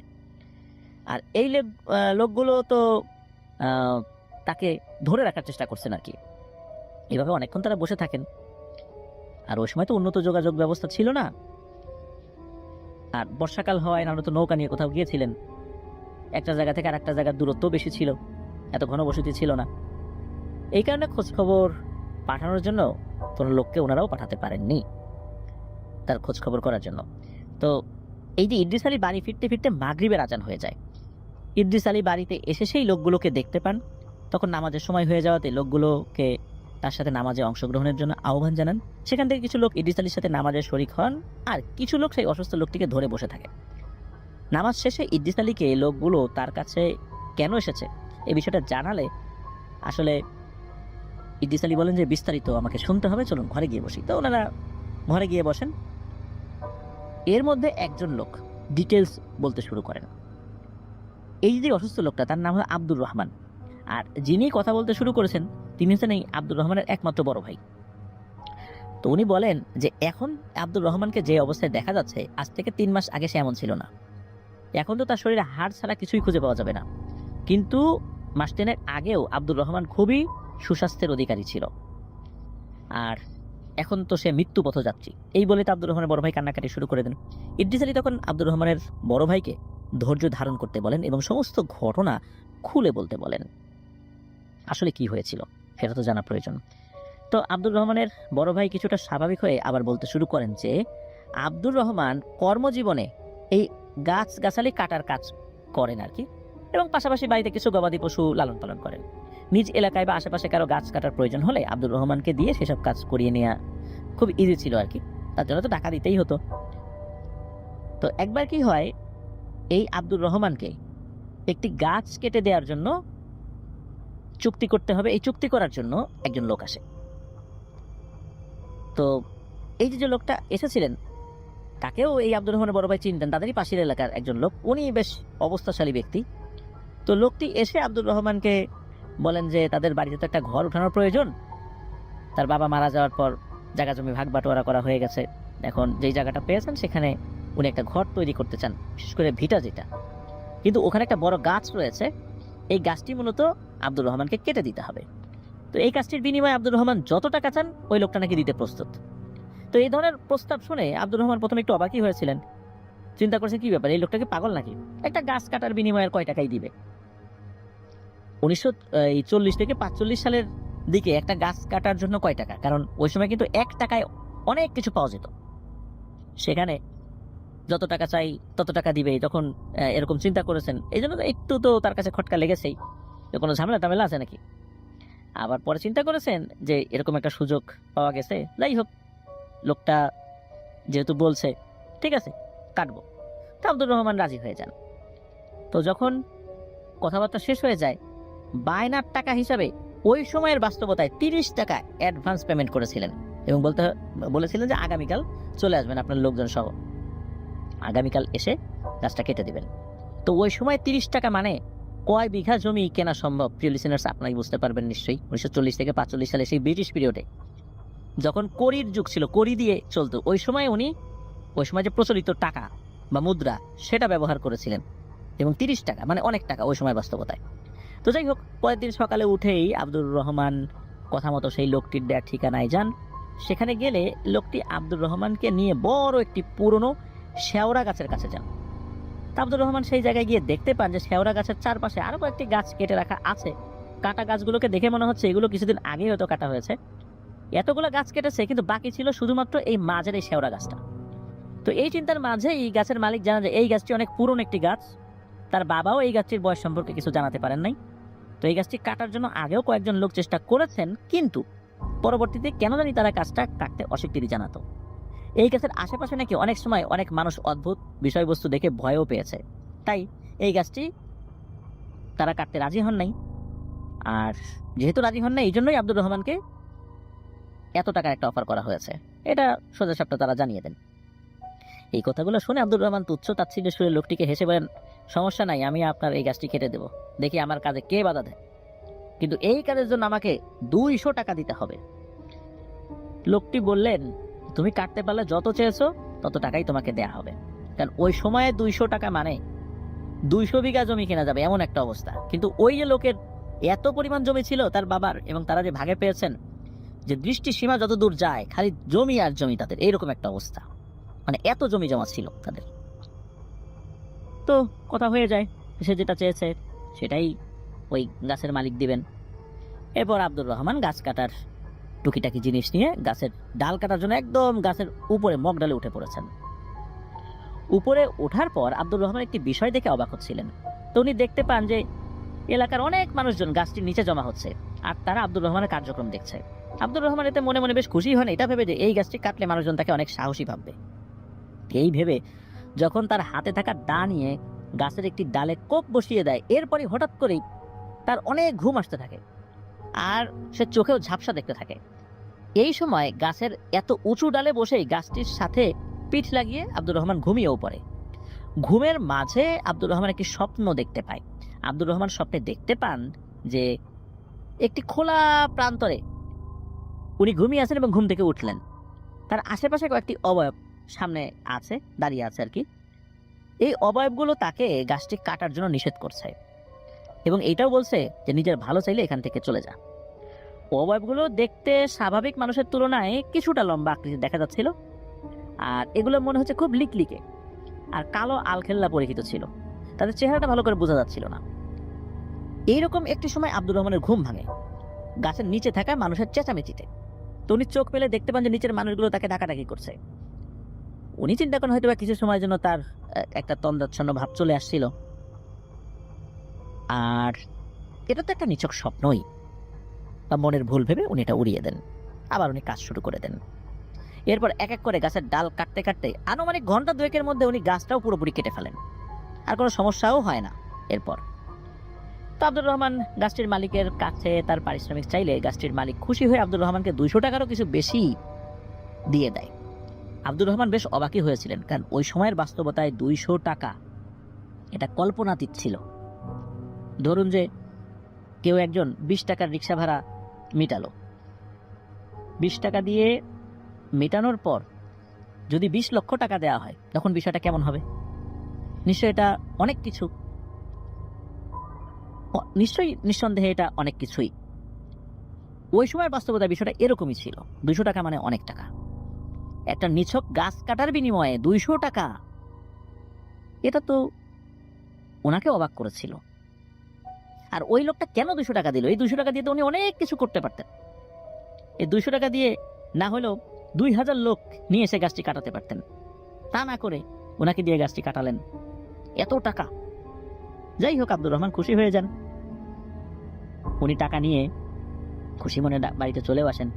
চিন্তা করেন যে এবার আরো কিছু জায়গা জমি কিনবেন, বাড়িটা আরো সুন্দর করে পাকাপোক্ত করে তুলবেন।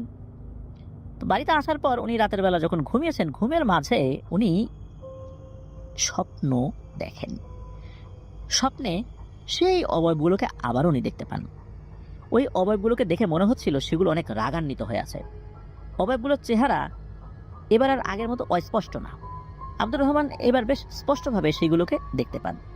কি ভয়ঙ্কর তাদের চেহারা! তাদের চেহারাগুলো দেখে মনে হচ্ছে মুখের চামড়াগুলো একদম শুকিয়ে গেছে। ওই যে মমি করার পর যেরকম চেহারা হয় না, একদম শুকিয়ে যায়, ওই রকম আর কি। নাকের জায়গায় শুধু দুটো বড় বড় ছিদ্র, ঠোঁট বলতে কিছু নেই, একেবারে দাঁতের মাড়ি সহ সুচালো দাঁতগুলো সরাসরি দেখা যাচ্ছে। দাঁতগুলো ফাঁকা ফাঁকা, চোখের কোটরে মনে হচ্ছে জ্বলন্ত দুটি কয়লা জ্বলছে। স্বপ্নের মধ্যেই আব্দুর রহমানকে উদ্দেশ্য করে ওই অবয়বগুলো একই সুরে বলতে থাকে, সবাই একসাথে, তোকে এত নিষেধের পরেও আজকে তুই যে কাজটি করে এসেছিস, এর ফল তোকে ভোগ করতে হবে। তোর বংশকে আমরা নির্বংশ করে দিব। এমন ভয়ঙ্কর স্বপ্ন দেখে আব্দুর রহমানের ঘুম ভেঙে যায়। ভয়ে সে হন্তদন্ত হয়ে বিছানায় উঠে বসে। আব্দুর রহমানের স্ত্রী তার পাশেই শুয়েছিল। তখন উনিও আব্দুর রহমানকে জিজ্ঞেস করেন, কি হয়েছে, খারাপ কিছু দেখেছো কিনা? উত্তর আব্দুর রহমান শুধু বলেন যে তেমন কিছু না, খারাপ একটি স্বপ্ন দেখেছি। তখন আব্দুর রহমানের স্ত্রী আব্দুর রহমানকে বলেন, ও তেমন কিছু না, দোয়া দুরুদ পরে ঘুমিয়ে যাও। আব্দুর রহমানও দোয়া দুরুদ পরে আবার শুয়ে পড়েন। শুয়ে থাকার কিছুক্ষণের মধ্যে আব্দুর রহমানের আবারও ঘুমের যে ভাবটা এটা চলে আসে। এমন সময় হঠাৎ করে খাটের নিচ থেকে গোঙানোর মতো একটা আওয়াজ হতে থাকে। এই আওয়াজটা ওনার স্ত্রী শোনেন নাই, উনি শোনেন। তো এটার পর তো ওনার আবারও ঘুম ভেঙে যায়। খাটের নিচে কি আছে এটা দেখার জন্য যখনই উনি তার মাথাটি ঝুঁকিয়েছেন নিচ দিকে, মানে উকি দিয়েছেন, তৎক্ষণাৎ উনি ভয়ে আটকে ওঠেন। উনি উকি দেওয়ার পর দেখতে পান যে খাটের ওই পাশ থেকে তার মুখের সামনে স্বপ্নে দেখা সেই অবয়বগুলোর একটি অবয়ব সামনে চলে এসেছে। এই দৃশ্য দেখার পর প্রচন্ড রকমের ভয় উনি পেয়েছেন। এক লাফ দিয়ে খাটের উপরে দাঁড়িয়ে যান। তার স্ত্রী স্বামীর এই অবস্থা দেখে, মানে ওরা তো ঘুম ভেঙে গেছে এই অবস্থার কারণে, কিন্তু তার স্বামী ভাই দাঁড়িয়ে আছে, উনি কিছু বুঝতে না পেরে তাকে শান্ত করার চেষ্টা করেন, কিন্তু আব্দুর রহমান উল্টোপাল্টা কথাবার্তা বলতে শুরু করেন। তা আব্দুর রহমানের কথার ধরন ছিল কিছুটা এরকম যে, আমাকে ওরা মেরে ফেলবে রে, নিয়ে যাবে, বাঁচাও, আমাকে বাঁচাও। ভয়ে কাঁপতে থাকেন উনি। এভাবে কোনো রকমে সেই রাত্রি পার হলে সকালবেলা আব্দুর রহমানের স্ত্রী, এই যে আব্দুর রহমানের যিনি বড় ভাই, তাকে ডেকে রাতের সমস্ত বিষয় খুলে বলেন। এবং আব্দুর রহমানকে দেখতে যখন উনি যান, এরপর উনি দেখতে পান আব্দুর রহমান ঘরের এক কোণে গুটিসুটি হয়ে বসে আছে। তার শরীরে প্রচন্ড জ্বর, আর জ্বরের কারণে মুখে প্রলাপ বকছে। এরপর উনি যখন আব্দুর রহমানকে জিজ্ঞেস করেন যে কি হয়েছে, তখন আব্দুর রহমান তার সাথে ঘটে যাওয়া একদম শুরু থেকে শেষ অবধি আব্দুর রহমানের বড় ভাইকে খুলে বলেন। সব কথা শোনার পর আব্দুর রহমানের বড় ভাই বুঝতে পারেন যে এটি অবশ্যই কোনো ভৌতিক সমস্যা। তাই সেদিন একজন কবিরাজকে তাদের বাড়িতে নিয়ে আসা হয়। কবিরাজ আব্দুর রহমানকে দেখেই ভয়ে কেঁপে উঠে জানায় যে আমি এক্ষুনি এখান থেকে বিদায় নিচ্ছি। কোনো ধরনের কোনো কথাবার্তা ছাড়াই কবিরাজ একরকম দৌড় দিয়েই ওই বাড়ি থেকে বের হয়ে চলে যায়। মানে কাজ করবে কি করবে না সেটা তো অনেক পরের কথা। মানে ওখান থেকে দৌড়ে পালাতে পারলে যেন উনি বাঁচেন। কথা বলার মতো সময়ও তাদের সাথে তার কথা বলার সময়ও নাই, এমন একটা অবস্থা। এরপর 3টি মাস এমন করে চলে যায়। কত কবিরাজ, হুজুর, ডাক্তার দেখানো হয়েছে তার ঠিক নাই, কিন্তু কোনো কিছুতেই কাজ হয়নি। আর অস্বাভাবিক ভাবে সেই দিনের পর থেকে অল্প কিছুদিনের মধ্যেই আব্দুর রহমানের শরীর শুকিয়ে যেতে শুরু করে এবং ওর শরীরের যে রংটা ফ্যাকাশে হতে শুরু করে আর পাগলের মতো আচরণ শুরু করছে। আর ওই এলাকার একজনের কাছে, মানে তিনি আবার এই এলাকার জামাই, তার মুখে এই ইদ্রিস কবিরাজের নাম শুনে ওনারা সেই রংপুর থেকে এখানে এসেছেন। তো এই জিনিসগুলো বলেন এবং আব্দুর রহমান বড় ভাই বলেন যে দেখেন আমার ভাইটার জন্য কিছু করতে পারেন কিনা, অনুরোধ করেন আর কি, যেহেতু এত দূর থেকে আসছেন। এদিকে ইদ্রিস কবিরাজ আব্দুর রহমানকে প্রথম দেখেই বুঝতে পেরেছিলেন যে এই রোগীর সমস্যাটা সমাধান করা মোটেও সহজ কাজ হবে না। এরপর ইদ্রিস কবিরাজ তার চেষ্টা শুরু করেন। আব্দুর রহমানের বড় ভাই কথাগুলো যখন বলেছিলেন তখন কিন্তু ইদ্রিস কবিরাজ আব্দুর রহমানের দিকে খুব ভালোভাবে খেয়াল করেছিলেন। ইদ্রিস কবিরাজ বুঝতে পেরেছিলেন যে এই আব্দুর রহমানের উপর একটি না বরং একাধিক জিনে প্রভাব রয়েছে। প্রথমে কবিরাজ আব্দুর রহমানের একটি আঙ্গুল চেপে ধরেন এবং বিড়বিড় করে পবিত্র কোরআন থেকে বিভিন্ন আয়াত তেলাওয়াত করতে থাকেন। কিন্তু মনে হচ্ছিল কবিরাজের চেষ্টাটা বৃথা, কারণ সেখানে কোনো জিন হাজির হচ্ছিল না। এভাবেই অনেকক্ষণ অতিবাহিত হওয়ার পর একটি জিন অবশেষে হাজির হয়। জিনটি এসে আব্দুর রহমানের শরীর ব্যবহার করে কবিরাজকে বলতে থাকে, এই বেটা কবিরাজ, তুই আমাকে ডাকার সাহস পেলি কোথা থেকে? আমরা কারো ডাকে সাড়া দিই না, কিন্তু তুই আসতে বাধ্য করলি, কাজটি কিন্তু মোটেও ভালো হলো না। ইদ্রিস কবিরাজ নরম সুরে বলল, আপনি কে? কেন আপনি এই লোকটাকে এত কষ্ট দিচ্ছেন? তো এই কথাগুলো বলার মাঝেই আব্দুর রহমানের শরীরে আরো জিন এসে হাজির হয়। এভাবে 5টি জিন আব্দুর রহমানের শরীরে হাজির হয়। তারা এসে কবিরাজকে অনেক কথা শোনাতে থাকে। জিনগুলো কবিরাজকে অনবরত ভয় দেখাতে থাকে তাদের কথার মাধ্যম দিয়ে, আর বলতে থাকে যে ভালো চাস তো আমাদের কাজের মধ্যে থেকে তুই সরে যা, তোর কোনো ক্ষতি আমরা করতে চাচ্ছি না। ইদ্রিস কবিরাজ জিনগুলোকে প্রশ্ন করে, আচ্ছা আপনারা শুধু এইটা বলেন যে কেন এই লোকটির সাথে এমন করছেন? তখন একটি জিন বলতে শুরু করে, আমরা মারিদ সম্প্রদায়ের জিন, আমরা মোট 5 জন। আমরা অনেক আগে থেকেই ওই শেওড়া গাছটিতে ছিলাম। সেইখানে আমরা কোনো মানুষকে বিনা কারণে দেখাও দিতাম না, কাউকে ভয়ও দেখাতাম না, কারো ক্ষতিও করতাম না। ওই গাছটিতে থাকার জন্য গাছটির মালিকের পূর্বপুরুষদের সাথে অনেক আগেই আমরা একটা চুক্তি করেছিলাম। এইভাবেই সেখানে আমরা ছিলাম বহু বছর। এই গাছের মালিকের পূর্বপুরুষরা কখনো কাটার কথা চিন্তাও করতো না, আর যদি কেউ এই গাছটি কাটতেও আসতো তাদেরকে আমরা আমাদের মতো করে নিষেধ করে দিলে লোকগুলো চলে যেত। কিন্তু এই আব্দুর রহমানকে আমরা নিষেধ করা সত্ত্বেও সে আমাদের বাসস্থান নষ্ট করে দিয়েছে। তাকে তো আমরা এত সহজে ছেড়ে দেব না। তার মৃত্যু না হওয়া পর্যন্ত আমরা কোথাও যাচ্ছি না। আমরা চাইলে অনেক আগে ওকে মেরে ফেলতে পারতাম, কিন্তু ওকে কষ্ট দিয়ে তিলে তিলে মারব। আর গাছটির মালিককেও ছেড়ে দিব না, তাকেও এই গাছ কাটার ফল ভোগ করতে হবে। তো ইদ্রিস কবিরাজ কথাগুলো মনোযোগ দিয়ে শুনে বললেন, আমরা তো মানুষ, আমরা আপনাদের অনেক বিষয় বুঝতে পারি না। আর আব্দুর রহমান তো ভুল করে ফেলছে, তাকে আপনারা মাফ করে দেন, আর আপনার চাইলে অন্য একটি বাসস্থান আমি ঠিক করে দিতে পারি। তখন আব্দুর রহমানের শরীর থেকে এই জিনগুলো বলে ওঠে, আমরা আব্দুর রহমানকে মাফও করব না, আর কোনো কিছু নেবেও না তোদের কাছ থেকে। এটার একটাই সমাধান, আব্দুর রহমানের মৃত্যুই আর মাফ। কবিরাজ এই জিনগুলোর কাছে অনেক অনুনয় বিনয় করে বলতে থাকে যে আপনারা কি দিলে ওর কাছ থেকে চলে যাবেন, এরকম অনেক কিছু বলেন আর কি। এরপর আব্দুর রহমানের ভেতর থেকে ওই জিনগুলো বলে ওঠে, আরে কোনো কিছুর জন্য আসলে তো অনেক আগেই আমরা সেগুলো নিয়ে চলে যেতাম। আরে বেটা কবিরাজ, তোকে বলছি তুই এই বিষয়ের মধ্যে আসিস না, আমাদের কাজে বাধা দেওয়ার দুঃসাহস করিস না, এর ফল কিন্তু তোর জন্য ভালো কিছু বয়ে আনবে না। কথাবার্তার ধরন শুনে ইদ্রিস কবিরাজ বুঝতে পারেন যে এদেরকে ভালোভাবে কথা বললে কাজ হবে না, এরা কথা শোনার পাত্র না। তখন কবিরাজ রাগান্বিত হয়ে বলে ওঠেন, ভালো চাস তো চলে যা, না হলে আমি বাধ্য হব তোদেরকে সাহায্য করতে। কিন্তু জিনগুলো তাদের আগের কথায় অটল থাকে। এরপর কবিরাজ তার নিজের মতো করে একা একা কথা বলতে শুরু করেন। কবিরাজ মূলত তাকে সাহায্যকারী একটি শক্তিশালী জিনকে আহ্বান করেছিলেন, মূলত তার সাথেই কথা বলছিলেন বা পরামর্শ করছিলেন যে কি করা যায়, কি করলে এগুলোকে তাড়ানো যাবে। বেশ কিছুক্ষণ পর কবিরাজ একটা কৌশল অবলম্বন করেন। একজনকে বলেন যে আমার মুরগির খোপ থেকে একটা মুরগি ধরে আনতো, মূলত একটা মোরগ ধরে নিয়ে আসা হয়েছিল আর কি মুরগির খোপ থেকে। তো একটা মোরগ ধরে নিয়ে আসা হয়, ওই মোরগটাকে একটা বিশেষ প্রক্রিয়ায় জবাই করা হয়। তো এই কাজটার মাধ্যমে ওই জিনগুলো বোকা হয়ে যায়, তারা ভেবে নেয় যে আব্দুর রহমানের কোনো ক্ষতি তারা আর করতে পারবে না, আর এই মোরগটাকে জবাই করার মাধ্যমে তাদের অনেক শক্তি শেষ হয়ে যাবে, যদিও বা তারা জানে মারা যাবে না, কিন্তু শেষ হয়ে যাবে। আর এইটা শেষ ইতোমধ্যে হয়েও গেছে, এটা মনে করেছে ওই জিনগুলো। এই জিনগুলো তখনকার মতো চলে যায় আব্দুর রহমানের শরীর থেকে। চলে যাওয়ার পর দীর্ঘ 3 মাস পর প্রথম নিজের কণ্ঠে নাকি আব্দুর রহমান কথা বলে। প্রথমেই বলতে থাকে, আমাকে একটু পানি খেতে দাও। এরপর পানি সহ অন্যান্য খাবার দাবার খাওয়ানো হয়। তো আব্দুর রহমানকে সুস্থ দেখে আব্দুর রহমানের বড় ভাই আবেগে কান্নাকাটি শুরু করে দেন এবং ইদ্রিস কবিরাজের প্রতি কৃতজ্ঞতা জানান। সেই রাত্রে সকল কার্যক্রম সফলভাবে শেষ হওয়ার পর ইদ্রিস কবিরাজ রংপুর থেকে আসা সকল লোকদের ইদ্রিস কবিরাজের বাড়িতে থেকে যেতে বলেন। সেই রাত্রে তারা ইদ্রিস কবিরাজের বাড়িতেই থাকেন। পরের দিন সকালবেলা তাদের নিজ বাড়িতে যাওয়ার সময় ইদ্রিস কবিরাজকে টাকা দিতে চাইলে ইদ্রিস কবিরাজ কোনো টাকা পয়সা দেন না, বরং খুশি হয়ে তাদেরকে তাদের বাড়ির উদ্দেশ্যে রওনা হতে বলেন। তারা চলে যাওয়ার সময় কবিরাজকে তারা কবিরাজের কাছ থেকে কিছু পানি পড়া নিয়েছিলেন। কবিরাজ পানি পড়া দিয়েছিলেন এবং বলে দিয়েছিলেন যে সাধারণ পানির সাথে মিশিয়ে 3 বেলা করে 7 দিন খাওয়াতে এবং 7 দিন এই পানিতে গোসল করাতে, গোসলের পানির সাথে মিক্স করে আর কি। এরপর তারা চলে যান আর কি। প্রিয় লিসেনার্স, ঘটনাটি কিন্তু এখানে শেষ না, আরো অনেক আছে।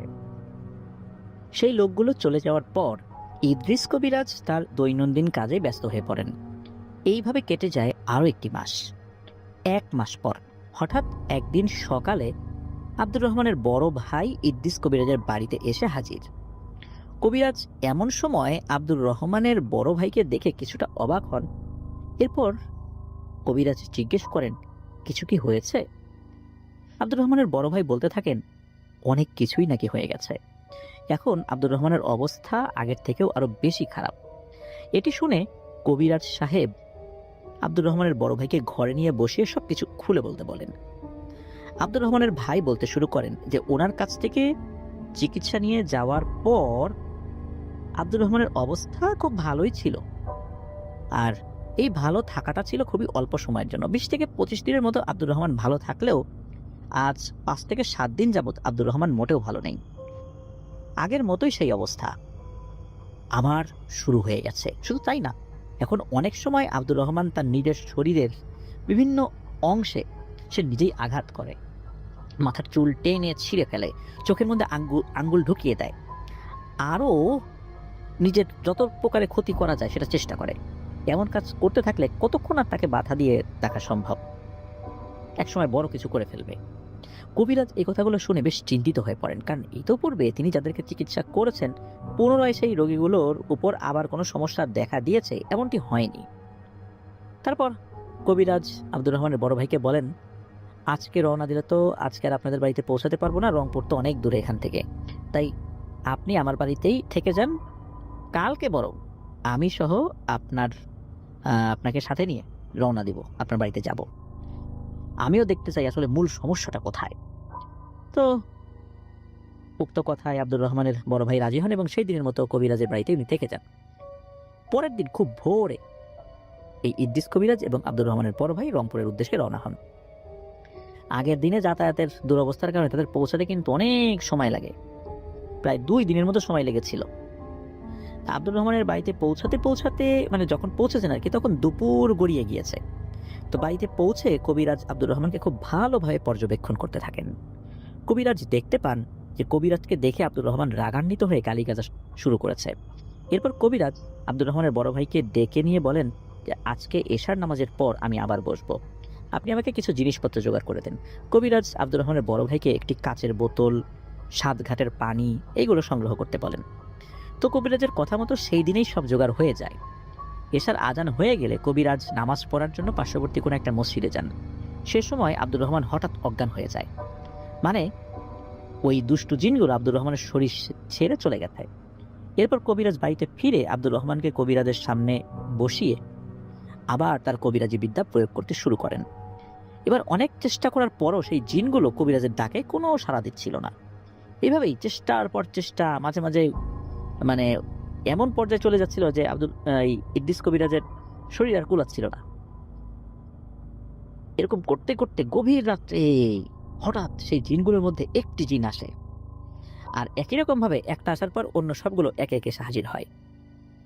ইদ্রিস কবিরাজ আগে থেকে সিদ্ধান্ত নিয়ে রেখেছিলেন এই জিনগুলোকে ছাড়া রাখা যাবে না, এরা এমন সমস্যা বারবারই সৃষ্টি করবে, তাই এদেরকে বোতলবন্দি করতেই হবে। যাই হোক, জিনগুলো এসে রাগান্বিত হয়ে কবিরাজকে বলতে থাকে, তুই আমাদের আগেরবার নানা কৌশল করে বোকা বানিয়ে আব্দুর রহমানের কাছ থেকে দূরে সরিয়ে দিয়েছি, আবারও তুই আমাদের কাছে বাধা সৃষ্টি করতে এসেছিস, তোকে এইবার আবারও সুযোগ দিচ্ছি, ভালোই ভালো এখান থেকে চলে যা, নইলে তোর বংশকে কিন্তু নির্বংশ করে দিব। তো এই ধরনের কথার প্রেক্ষিতে ইদ্রিস কবিরাজ সেই জিনদেরকে উদ্দেশ্য করে বলেন, তোরা কি ভেবেছিস তোদের কাছে কি আমি অনুরোধ করতে আসছি যে ওকে ছেড়ে যা ছেড়ে যাই অনুরোধ করব না? তোদেরকে কিন্তু আর ছাড়তে আসি নাই, কারণ তোরা ছাড়া থাকলে এরকম সমস্যা আবারও তৈরি করবি, আর আল্লাহ ছাড়া আমি কাউকে ভয় করি না। এরপর কবিরাজ ওই যে আগে থেকে সংগ্রহ করে রাখা 7 ঘাটের পানি একটি বোতলে ঢেলে দোয়া পড়তে থাকেন। অন্য আর একটা বোতলে ঢালতে হয়েছিল আর কি। তারপর সেই বোতলটি আব্দুর রহমানের মাথার নিচে ধরে রেখেছিলেন। আব্দুর রহমান তো বসা ছিল, তার মাথার নিচে বলতে থুতনির ওইখানটাতে রেখেছিলেন, আর আব্দুর রহমানের মাথাটা ধরে নিচু করে বোতলটি একটু কাছে নিয়ে রাখেন। এরপর কবিরাজের সাথে আনা একটি লাল কাপড় দিয়ে আব্দুর রহমানের মাথাটি ঢেকে দেয়া হয়। কবিরাজ বিভিন্ন সূরা পাঠ করতে থাকেন এবং কবিরাজ তার সাথে থাকা শক্তিশালী কয়েকজন জিনের সাহায্যে কিছু সময়ের মধ্যেই সেই দুষ্টু জিনগুলোকে বোতল বন্দি করতে আল্লাহর রহমতে সক্ষম হন। এই কাজটির পর কবিরাজের সাথে থাকা একটি ভালো জিন কবিরাজকে জানায় যে এই মারিদ জিনেরা অনেক শক্তিশালী হয়ে থাকলেও আল্লাহর কালামের কাছে সেই সবকিছুই তুচ্ছ। কিন্তু এখানে 4টা জিন বন্দি করা গেছে, আর একটা জিন যে কোনোভাবেই হোক কৌশলে এখান থেকে পালিয়েছে এবং সে অনেক দূরে গোপন একটি স্থানে আশ্রয় নিয়েছে। তাই এই কবিরাজের সাথে থাকা জিনেরা ওই জিনটাকে খুঁজে পাচ্ছে না, তাকে ধরতেও পারছে না। তখন ইদ্রিস কবিরাজ চিন্তা করেন যে একটি জিন কি আর করতে পারবে, 4টাকে তো ধরেছি। তারপর ইদ্রিস কবিরাজ ওই বাড়ির লোকদেরকে বলে, আলহামদুলিল্লাহ, সব সমস্যা চিরদিনের মতো সমাধান হয়ে গেছে। আমি আমার সাথে থাকা পরহেজগার কয়েকজন জিনের মাধ্যমে দুষ্টু জিনগুলোকে আটক করতে সক্ষম হয়েছি, ইনশাল্লাহ আর কোনো সমস্যা হবে না আশা করি। সেই রাতের মতো সবকিছু শেষ করে পরের দিন ওই বাড়িটা খুব ভালো করে বন্ধ করে দেওয়া হয় এবং পরে ইদ্রিস কবিরাজ চলে আসার সময় বাড়ির লোকজন তাকে বেশ কিছু টাকা দিতে চাইলে উনি যাতায়াতের জন্য অল্প কিছু টাকা গ্রহণ করেন আর সেই বোতলটি সাথে করে নিয়ে চলে আসেন। ইদ্রিস কবিরাজ তার নিজ বাড়িতে এসে ওই বোতলটি বাড়ি থেকে কিছুটা দূরে একটি পরিত্যক্ত জায়গায় পুঁতে রাখেন। এখনো কিন্তু ঘটনা শেষ না, চলুন এবার জানি যে এই পর্যায়ে কি হয়েছিল। তো দ্বিতীয়বারের মতো কবিরাজের চিকিৎসার পর আব্দুর রহমানের সাথে নতুন করে কোনো সমস্যা শুরু হয়নি বলে উনি খোঁজ খবর নিয়েছিলেন ওনার জিনদের মাধ্যম দিয়ে, কারণ তখন তো চাইলেও আর আব্দুর রহমানের সাথে কি হয়েছে এটা খুব ইজিলি জানা সম্ভব ছিল না। সমস্যা যেটা হলো সেটা হলো কবিরাজের সাথে কিছু সমস্যা শুরু হলো, মানে ইদ্রিস কবিরাজের সাথে। একদিন রাত্রে কবিরাজ ঘুমের মধ্যে একটি স্বপ্ন দেখতে পান, আর সেই স্বপ্নের মধ্যে তিনি একটি অবয়বকে দেখতে পান। অবয়বটি কবিরাজকে বলতে থাকে, তুই অনেক বড় একটি দুঃসাহস দেখিয়ে ফেলেছিস, আমার 4 সঙ্গীকে তুই বন্দি করেছিস, এজন্য আব্দুর রহমানকে ছেড়ে দিলেও তোকে কিন্তু আমি ছাড়বো না। ওই স্বপ্নের মধ্যেই ইদ্রিস কবিরাজ ওই অবয়বটিকে বলতে থাকে, তুই যা পারিস করে নিস। অবয়বটি বলে, তোর সাথে ওই জিনদের দিয়ে তুই তোর ক্ষমতা দেখাচ্ছিস, মনে রাখিস ওরা কিন্তু সবসময় তোর সাথে থাকে না, খুব শীঘ্রই তোর সাথে দেখা হবে আমার, প্রস্তুত থাকিস। সকালে কবিরাজের স্বপ্নের কথাটি মাথায় আসলেও বিষয়টিকে তেমন একটা পাত্তা দেন না, কারণ এই ধরনের কাজ তো তাকে রেগুলারই করতে হয়, আর স্বপ্নের মধ্যে এই দুষ্টু জিনেরা এসে হুমকি নামকি দেবে, এটাই স্বাভাবিক। তবে উনি মাঝে মাঝেই ওই একটা মারিদ জিনকে ধরার বা তাকে খোঁজার চেষ্টা কিন্তু করেছেন, কিন্তু প্রতিবারই ইদ্রিস কবিরাজ ব্যর্থ হতেন। এর কিছুদিন পরের কথা, অন্য একটি রোগীর চিকিৎসার প্রয়োজনে ইদ্রিস কবিরাজ তার নৌকা নিয়ে তাদের পাশের এলাকায় যান, একটি রোগীর বাড়িতে। সেই রাতে সেইখানে সব কাজ শেষে যখন উনি ফিরছিলেন তখন বেশ রাত হয়ে যায়। কবিরাজ রাতেই তার বাড়িতে ফেরার কথা জানালে সেই বাড়ির মানুষ কবিরাজকে যেতে মানা করেন, মানে যেই বাড়িতে উনি গিয়েছিলেন আর কি, বলেছেন যে আমি চলে যাচ্ছি এই বাড়িতে। তো ওই বাড়ির লোকজন মানা করছে যে না, এতটুকু রাত আর বাকি আছে, থেকে যান না, সকালে যান। ফজরের আজান হয়ে গেলে নামাজটা পড়ে একটু নাস্তা করে তারপর যান, কিন্তু উনি বললেন যে না, ওনার স্ত্রী তখন 9 মাসের গর্ভবতী ছিলেন, যার কারণে তার রাত্রে বাইরে থাকাটা ঠিক হবে না। এটা যখন জানান তখন ওই বাড়ির লোকজন আর কিছু বলেন নাই, যে আসলেই তো তাই, তার তো বাড়িতে থাকাটা প্রয়োজন ছিল, বরঞ্চ উনি রাতের বেলা যে এখানে এসেছেন এটাই হয়তো অন্য কবিরাজরা আসতেন না। তো যাই হোক, উনি তো রওনা দিয়েছেন। তো রওনা দেওয়ার পর আধা ঘন্টার মতো নৌকা চালানোর পর নৌকাটি একটা বিস্তৃত ফাঁকা জায়গায় এসে পড়ে। নৌকাটি স্বাভাবিকভাবেই যাচ্ছিল, এমন সময় হঠাৎ কবিরাজের কাছে মনে হলো নৌকাটির সাথে ভারী কিছু এসে ধাক্কা লাগলো। মানে নৌকা গিয়ে কোনো কিছুর সাথে ধাক্কা লেগেছে বিষয় এরকম না, কোনো কিছু এসে নৌকার সাথে ধাক্কা লেগেছে বা কোনো কিছু এসে নৌকাকে ধাক্কা দিয়েছে, বিষয়টা এরকম। এখন নৌকার নিচে কি এটা দেখার জন্য কবিরাজ উকি দিয়ে নৌকার নিচের দিকটা দেখার চেষ্টা করেন, কিন্তু উনি তেমন কিছুই দেখতে পান না। উকি দেয়া অবস্থায় ইদ্রিস কবিরাজের কানে একটি শব্দ আসতে থাকে। শব্দটি পানির বড় বড় ঢেউয়ের শব্দের মতো। তখন সামনের দিকে তাকিয়ে কবিরাজ দেখতে পান তার নৌকাটির থেকে কয়েক হাত সামনের পানিতে আচমকা পাক শুরু হয়ে গেছে, মানে পাক খাচ্ছে। বিষয়টি কি সেটি কবিরাজ বোঝার চেষ্টা করেন। কবিরাজ ভাবেন তিনি তো কত সমস্যায় নিজেকে জড়িয়েছেন, এই জন্য হয়তো বা কোনো দুষ্ট চিন্তার ক্ষতি করার উদ্দেশ্যে এসেছে। তো কবিরাজ তৎক্ষণাৎ তার নিজের শরীর ভালো করে বন্ধ করে নেন এবং নৌকা সেই জায়গাটির পাশ দিয়ে চালাতে শুরু করেন। কবিরাজ দেখতে পান পাক খাওয়া জায়গাটি থেকে কুচকুচে কালো 4টি মাথার অংশ পানির নিচ থেকে উপরে বেরিয়ে আসছে। তাদেরকে দেখেই কবিরাজের মনে পড়ে যায় আব্দুর রহমানের চোখে দেখা জিনগুলোর বিবরণের কথা। কবিরাজ দেখতে পান যে লাল লাল 4 জোড়া চোখের নিচ পর্যন্ত পানির উপরে উঠে এসেছে এবং তার দিকে ভয়ঙ্কর দৃষ্টিতে তাকিয়ে আছে। কিছুক্ষণ পর পুরোপুরি এই 4টি অবয়ব পানির উপরে উঠে আসে, মনে হচ্ছে তারা পানির উপরে দাঁড়িয়ে আছে। কবিরাজের বুঝতে আর বাকি থাকে না এই জিনগুলো তার বন্দি করা সেই 4টি মারির জিন। তখন কবিরাজ চিন্তিত হয়ে পড়েন এইটা ভেবে যে এগুলো ছাড়া পেল কিভাবে, যদিও তাদের সাথী একটি জিন ছাড়া এই 4টাইকে দেখানো ছিল, কিন্তু কবিরাজ এমন প্রক্রিয়ায় 4টিকে বন্দি করেছিল যে কোনো জিন বা পিশাচ তাদেরকে মুক্ত করতে পারবে না, হ্যাঁ মানুষ পারবে শুধু। সেই অবয়বগুলোকে দেখতে অনেকটা একই রকম লাগছিল। তখন একটি অবয়ব বলে ওঠে, কিরে ইদ্রিস, আমাদেরকে দেখে অবাক হচ্ছিস? আর অবাক তো তোর হবারই কথা, তুই হয়তো আমাদের শক্তি সম্পর্কে জানিস না। আমরা ছাড়া পেলাম কিভাবে এইটা চিন্তা ভাবনা করার তোর দরকার নেই, এটা চিন্তা করা বাদ দে, তুই তোর জীবনের চিন্তা করে। এই বলে অবয়বগুলো বিশ্রীভাবে হাসতে শুরু করে। ইদ্রিস কবিরাজ মনে সাহস নিয়ে বলেন, আরে তোরা শক্তিশালী হতে পারিস, কিন্তু আল্লাহর কালামের শক্তি তোদের শক্তি থেকে অনেক অনেক শ্রেষ্ঠ। এরই মাঝে হঠাৎ 4টি অবয়ব চোখের পলকে চারদিকে ছুটে গিয়ে নৌকাটির চারপাশ ঘিরে ধরে। নৌকাটি আচমকা সে সময় ঘুরতে শুরু করে। ইদ্রিস কবিরাজ এরপর তার নৌকায় দাঁড়িয়ে দোয়া পড়তে শুরু করেন। ধীরে ধীরে নৌকাটি স্থির হয়ে যায়। তার চারদিকে থাকা অবয়বগুলো নানান ধরনের ভয়ঙ্কর আকৃতি ধারণ করতে থাকে সে সময়, কিন্তু সেই অবয়বগুলো কোনোভাবেই তার নৌকার কাছে আসতে পারছিল না। কবিরাজ তখন তার পালিত জিনদেরকে ডাকা সত্ত্বেও তারা সেখানে কেন যেন আসতে পারছিল না। এরপর ইদ্রিস কবিরাজ দেখতে পান যে বড় বড় পাথর উপর থেকে ধপাস ধপাস করে নৌকার আশেপাশের পানিতে এসে পড়ছে, কিন্তু পাথর পড়লে পানিতে যেরকম ঢেউ সৃষ্টি হয় তেমনটি হচ্ছে না। কবিরাজ বুঝতে পারেন এগুলো ওই দুষ্টু জিনদের করা কোনো দৃষ্টিভ্রম, তাকে শুধু ভয় দেখানোর জন্য এমন সব করা হচ্ছে। আবার একটু পর কবিরাজ দেখতে পেলেন তার নৌকার চারদিকে হুট করে পানিগুলো, মানে বিস্তৃত পানির যেই এলাকাটা সেখানে আগুন জ্বলে ওঠে, কিন্তু সেই আগুনের কোনো তাপ কবিরাজের শরীরে লাগছিল না। এভাবেই একের পর এক অদ্ভুত ভয়ঙ্কর কাহিনী ঘটছিল তার চারপাশে, কিন্তু তিনি এক মুহূর্তের জন্য দোয়া পড়তে কিন্তু ভোলেন নাই এবং বিচলিত হন নাই আল্লাহর রহমতে। অনেকক্ষণ পর আস্তে আস্তে সবকিছু স্বাভাবিক হতে শুরু করে, আর দূরের কোনো একটা মসজিদ থেকে আজানের শব্দ ইদ্রিস কবিরাজের কানে আসতে থাকে। কবিরাজ দেখতে পান সবকিছু একদম আগের মতো স্বাভাবিক হয়ে গিয়েছে, কিন্তু তিনি কোন জায়গায় আছেন এটা উনি ভালোভাবে বুঝতে পারছিলেন না। কবিরাজ তখন সেখানে দাঁড়িয়ে অপেক্ষা করতে থাকেন ভোরের আলোর জন্য। পরে কিছুটা ভোরের আলো ফুটলে জায়গাটা চিনতে পারেন এই জায়গাটি কবিরাজের এলাকা থেকে বেশ অনেক দূরের একটি জায়গা। উনি এইখানে কিভাবে চলে আসছেন নিজেও বুঝতে পারছিলেন না। যাই হোক, যেহেতু উনি চিনতে পেরেছিলেন তখন কবিরাজ তার নৌকা বাড়ির দিকে আগানো শুরু করেন। সেই জায়গা থেকে 4 ঘন্টা নৌকা চালানোর পর কবিরাজ তার বাড়ি দেখতে পান। একটি বিষয় দেখে কবিরাজ দূর থেকেই কিছুটা অবাক হন। উনি দেখতে পান যে তার বাড়ির ঘাটে অনেকগুলো নৌকা বাঁধা আর অনেক লোকজন এলোমেলোভাবে তার বাড়ির আঙিনায় ছোটাছুটি করছে। কবিরাজ আর বেশি কিছু চিন্তা না করে ওই নৌকাটি তার বাড়ির দিকে আগানো শুরু করেন। নৌকাটি তাদের বাড়ির ঘাটে বেঁধে উপরে উঠে আসলে বাড়ির লোকজন ভেতর থেকে চিৎকার করে কান্নাকাটির শব্দ মানে জুড়ে দেন আর কি। তো কবিরাজ হন্তদন্ত হয়ে ছুটে তার নিজের বাড়িতে ঢোকেন। বাড়িতে গিয়ে দেখতে পান যে তার স্ত্রী সহ তার আপন লোকজন কান্নাকাটি করছে।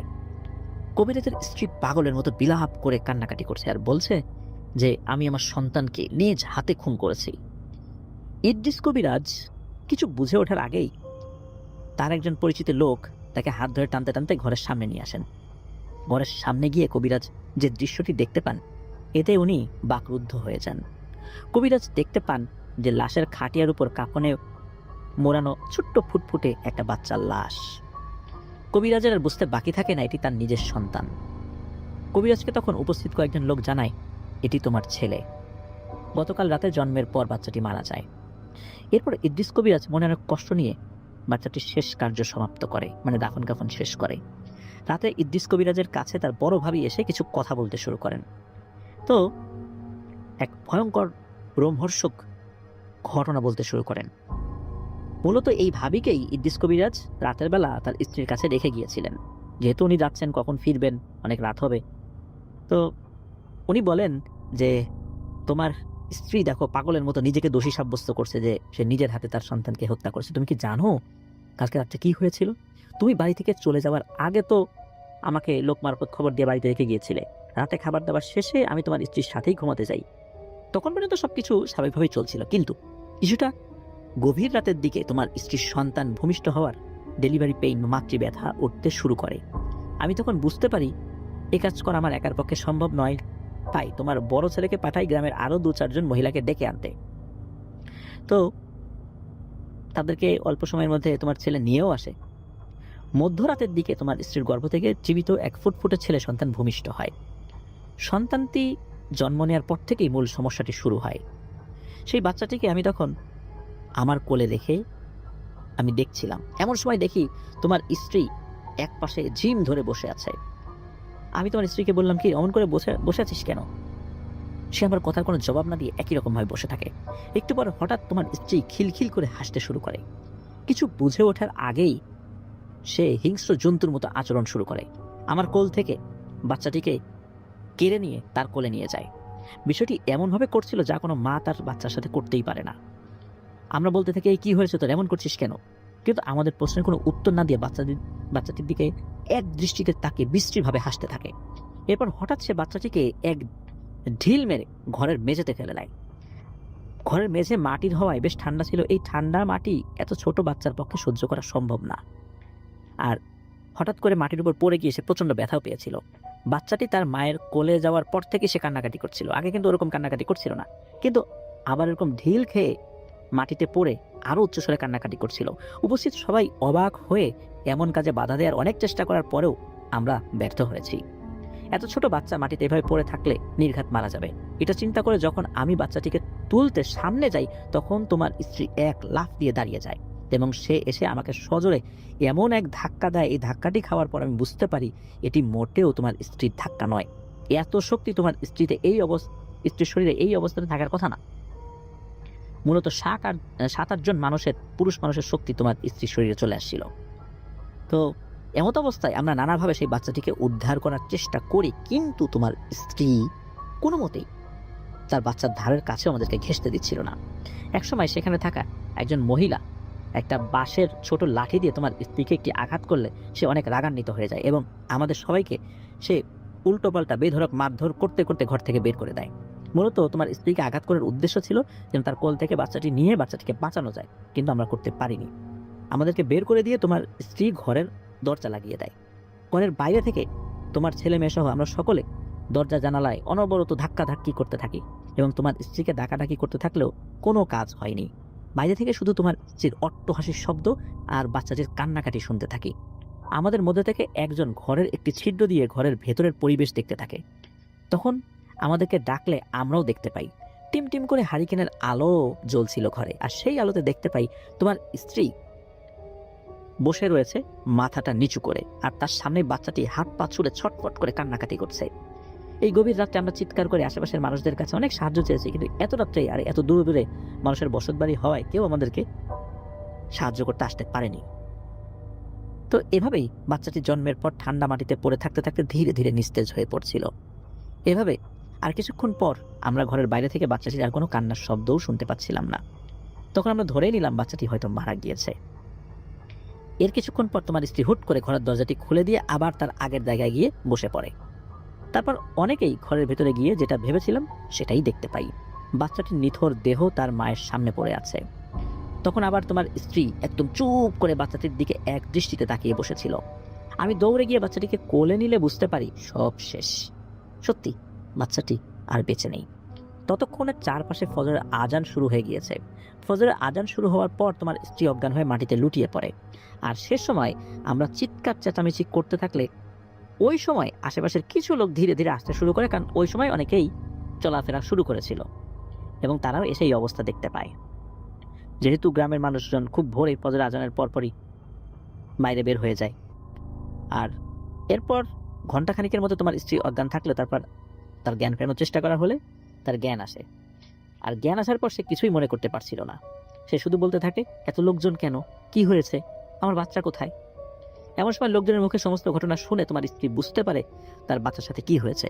এরপর থেকেই বাচ্চাটির লাশ দেখে তোমার স্ত্রী এমন পাগলের মতো কান্নাকাটি শুরু করেছে। তো বড় ভাবির মুখ থেকে এই কথাগুলো শুনে ইদ্রিস আলী তো হাউমাউ করে কেঁদে ওঠে আর বলতে থাকে, আমার জন্যই আমার এই নিষ্পাপ সন্তানটি আজ এভাবে শয়তানদের হাতে মারা গেল। এরপর সেই রাতেই কবিরাজ তার কবিরাজি যে ঘরটা ছিল একা একা গিয়ে তার সাহায্যকারী সব জিনদেরকে আমন্ত্রণ করতে থাকে। মোটামুটি সব জিন এসে উপস্থিত হয়। তখন ইদ্রিস কবিরাজ তার জিনদের কাছে জানতে চান যে তারা থাকা সত্ত্বেও কেন তার পরিবারের সাথে এমনটা ঘটল। কবিরাজের এমন প্রশ্নের উত্তরে জিনগুলো এক ভয়ঙ্কর তথ্য দেয়। জিনগুলো জানায় তারা সর্বদা কবিরাজের মঙ্গল চায়, কবিরাজের সমস্ত ভালো মন্দ বিষয় দেখার দায়িত্ব ছিল তাদের উপর, কিন্তু তারা সেই মোতাবেক কাজ করেও আসছিল। ঝামেলা যেটা হলো সেটা হলো এই ঘটনার রাতে তারা কবিরাজের বাড়ির সীমানায় এক অদ্ভুত মায়া শক্তির কারণে বা মায়াজালের কারণে প্রবেশ করতে পারছিল না। তখন কবিরাজ জিজ্ঞেস করে, সেই দুষ্টু চারটি জিন ছাড়া পেল কিভাবে? তখন কবিরাজের পালিত জিনগুলোর মধ্যে থেকে তথ্য সংগ্রহকারী বা মুখবির এক জিন বিষয়টি জানার জন্য কবিরাজের কাছ থেকে কিছু সময় নিয়ে তথ্য সংগ্রহ করতে চলে যায়। কিছুক্ষণ পর সেই জিনটি এসে বলতে থাকে মূল ঘটনা। সেই তথ্য সংগ্রহকারী জিনটি বলতে থাকে যে এই যেই দুষ্টু পাঁচটা জিন ছিল তাদের মধ্যে একজন তো বোতলবন্দি হয়নি, সে সেখান থেকে পালিয়ে গিয়েছিল, আর চারটা জিনকে আটক করা গিয়েছিল। যে জিনটি পালিয়ে গিয়েছিল সেটি গিয়ে আশ্রয় নেয় ভয়ঙ্কর রকমের এক পিশাচ সিদ্ধ দুষ্টু এক তান্ত্রিকের কাছে। এই তান্ত্রিকের কাছে আশ্রয় নেওয়ার জন্য সে তার সারা জীবনের গোলাম হয়ে যাবে এরকম একটা প্রতিশ্রুতি দেয়। সে তান্ত্রিকের সব কাজ করবে এরকম প্রতিশ্রুতি দেয়। তান্ত্রিকও সে জিনের কথা মতো কিছুদিনের মধ্যেই ভয়ঙ্কর কালো জাদুর মাধ্যমে সে জানতে পারে ঠিক কোথায় কোন জায়গায় এই বোতলটি রাখা হয়েছে। আর তান্ত্রিক সশরীরে এসে এখান থেকে বোতলটি সংগ্রহ করে নেয় কোনো এক রাত্রে, আর এই জিনগুলোকে মুক্ত করে দেয়। এই মুক্ত হওয়ার পর এই পাঁচটি জিন এবং তান্ত্রিক সহ আরও বেশ কয়েকটি শক্তিশালী খারাপ জিন মিলে এই সমস্ত ঘটনা ঘটিয়েছে। তো তথ্য সংগ্রহকারী জিনটি মানে মুখবির জিনটি কবিরাজকে আরও বলেন যে ওনার আরও সাবধানতা অবলম্বন করা উচিত, মানে এই ইদ্রিস কবিরাজের আরও সাবধানতা অবলম্বন করা উচিত ছিল।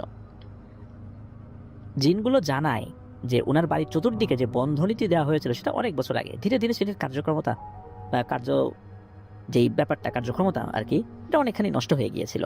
সব মিলিয়ে এখন একটা খারাপ সময় চলে এসেছে। আর একটা বিষয় তারা জানায় যে যখন এই ইদ্রিস কবিরাজ এই জিনদেরকে ডাকছিলেন তখন সেই ডাক তারা শুনতে পেলেও তারা এসে ইদ্রিস কবিরাজকে কোথাও দেখতে পাচ্ছিলেন না, এক মায়াজালের মধ্যে পড়ে গিয়েছিলেন, কোথাও তাকে দেখতে পাচ্ছিলেন না। এই কারণে তার কাছে পৌঁছাতেও তারা পারছিলেন না। তো যাই হোক, এরপর ইদ্রিস কবিরাজ জিনগুলোর কাছে জানতে চান যে এখন কি করণীয়। তখন ওই যেই জিনটা তার ওস্তাদ যাকে দিয়েছিলেন আর কি, তো সেই জিনটা বলেন যে আপনি কি ভুলে গেছেন আপনার সেই সঙ্গীর কথা যার সাথে আপনি আপনার ওস্তাদের সাথে দীক্ষা নিয়েছেন? আপনি তার কাছে যান, তার সাথে দেখা করুন, সমস্ত বিষয় খুলে বলুন, ইনশাল্লাহ আপনার দুজন মিলে একত্রে এই বিষয়টা সমাধান করতে পারবেন। তো এই কথাগুলো শুনে কবিরাজ জিনদের কাছেই তার পুরনো সেই বন্ধুর কথা জানতে চান। তখন ওই যে উপহার পাওয়া সেই জিনটি জানায় এখনও সিলেটের সেই ওস্তাদের বাড়িতেই সেই লোকটি আছেন, তবে এটাও জানান যে আপনার ওস্তাদ আর বেঁচে নেই, 8-9 বছর আগেই উনি দুনিয়ার মায়া ত্যাগ করে চলে গেছেন। ওস্তাদের মৃত্যুর খবরে উনি খুব শোকাহত হন আর ওনার সেই সঙ্গীর সাথে দেখা করার জন্য রওনা দেন। তবে রওনা দেওয়ার আগে ওনার বাড়িটা খুব ভালো করে পুনরায় বন্ধনী দিয়েছিলেন। পরদিন খুব ভোরে ইদ্রিস কবিরাজ তার বাড়িতে থাকা কিছু আত্মীয় স্বজনদেরকে জানান যে একটি প্রয়োজনীয় কাজের উদ্দেশ্যে উনি কিছুদিনের জন্য বাড়িতে থাকতে পারবে না, সিলেট যাচ্ছেন, তারা যেন কবিরাজের বাড়িতেই থাকে এবং সবকিছু দেখে রাখে। এই বলে ইদ্রিস কবিরাজ আর দেরি না করে সিলেটের উদ্দেশ্যে রওনা হন। সিলেটে পৌঁছে সে বহু বছর পর আবার তার ওস্তাদের বাড়িতে যান। সেখানে গিয়ে কবিরাজ সেই সঙ্গীর দেখা পান। অনেকদিন পর দেখা হওয়া সেই সঙ্গীকে ভালো মন্দ জিজ্ঞেস করলে তিনি জানান যে তিনিও সংসার জীবন পালন করেননি, পিছুটান থাকবে এই জন্য। তো তারপর ইদ্রিস কবিরাজ জানান যে কি কাজের উদ্দেশ্যে তিনি এখানে এসেছেন। ইদ্রিস কবিরাজ তার জীবনের সাথে ঘটে যাওয়া সমস্ত ঘটনা তার সঙ্গীকে খুলে বলেন। এতদিন পর ইদ্রিস আলীকে কাছে পেয়ে তার সঙ্গী খুশি হলেও তার জীবনের এমন দুর্বিষহ ঘটনা শুনে অনেক কষ্ট উনি পান। এরপর ইদ্রিস কবিরাজ তার সঙ্গীকে জানান যে জিনদের সাথে পরামর্শের কথা এবং তাদেরকে একত্রে মিলে এই কঠিন কাজটি সমাধান করতে হবে। তখন তার সঙ্গী তাকে বলেন যে অবশ্যই আমি তোমার সাথে যাব এবং ইনশাল্লাহ এই সমস্যার সমাধানও হবে। এরপরের 2 থেকে 3 দিন ওনারা খুব বিচক্ষণতার সাথে কাজ করেছিলেন। বিশেষ করে এই যে যিনি সঙ্গী, এই সঙ্গী তো তার ওস্তাদের সমস্ত জিনদের পেয়েছিলেন। তো এই জিনদের মধ্যে যারা খুব বুজুর্গ ছিলেন আর কি, যারা খুব বড় মানের রাকি, তাদেরকে ডেকেছিলেন। তো তাদের মাধ্যমে জানতে পারেন যে এই যে শয়তান 5 মারিদ জিন, এই জিনদেরকে কিন্তু সহজে পাওয়া যাবে না। এদেরকে পেতে হলে এই মারিদ জিনদের পুরনো আস্তানা, মানে যেখানে ওরা বহু বছর ছিল, এই গাছটাতে ছিল, ওই জায়গাটাই যেতে হবে। অন্যথায় তাদেরকে ধরা যাবে না। অন্য জায়গায় গেলে তাদেরকে ডাকলে ওরা আসবে না, আর আসলেও ধরা যাবে না। আর এই কাজটি করতে হবে কোনো এক সোমবার, শনি মঙ্গলবারে না, সোমবারে করতে হবে। তারা আরও জানান যে মারিদ জিনগুলো এখন এক খারাপ তান্ত্রিকের সাহায্যে অনেক গোপন স্থানে ঘাঁটি গেড়েছে। তাদের স্থান একটা না, অনেকগুলা। তো এই পরামর্শ শুনে ইদ্রিস কবিরাজ সহ তার সঙ্গী মিলে পরের দিন রওনা হন রংপুরের উদ্দেশ্যে। যেদিন রওনা দেন দিনটা ছিল শনিবার রবিবারে অনেক রাতের দিকে তারা রংপুর গিয়ে পৌঁছেছিলেন। তো ইদ্রিস কবিরাজ যেহেতু আগেও একবার রংপুর এই আব্দুর রহমানের বাড়িতে এসেছিলেন, তাই এই জায়গাগুলো তার পরিচিত ছিল। রাতেই ইদ্রিস কবিরাজ তার সঙ্গীকে নিয়ে আব্দুর রহমানের বাড়িতে যান। রাতে গিয়ে আব্দুর রহমানের ঘরে গিয়ে ডাক দিলে আব্দুর রহমান ঘুম ঘুম চোখ নিয়ে দরজাটি খোলেন। হঠাৎ এত রাত্রে ইদ্রিস কবিরাজকে দেখে আব্দুর রহমান অনেক অবাক হয় এবং বেশ খুশিও হন। বেশি দেরি না করে তাড়াতাড়ি আব্দুর রহমান এই ইদ্রিস কবিরাজ এবং তার সঙ্গীকে ঘরের ভেতরে নিয়ে বসান এবং ইদ্রিস কবিরাজকে জিজ্ঞেস করেন যে কি হয়েছে, আপনি এত রাত্রে কেন? এদিকে ইদ্রিস কবিরাজ খেয়াল করে দেখেন আব্দুর রহমান এখন পুরোপুরি সুস্থ, তার স্বাস্থ্য আগের মতো হয়ে গেছে, একদম স্বাভাবিক আল্লাহর অশেষ রহমতে, আর কোনো সমস্যাও নাকি আর দেখা যায়নি, এটাও কবিরাজ জানতে পারেন। তো ইদ্রিস কবিরাজ যখন তার আসার কারণ আব্দুর রহমানকে কিছুটা জানান এবং বলেন যে আমরা এই কারণে এসেছি, বাকিটা তোমরা পরে বুঝতে পারবা। এর মধ্যে কি হয় যে আব্দুর রহমানের বড় ভাইকে খবর পাঠানো হয়। আব্দুর রহমান খবর পাঠিয়েছিলেন। আব্দুর রহমানের বড় ভাই ওই রাত্রে এসে উপস্থিত, বাড়ি তো কাছাকাছি ছিল।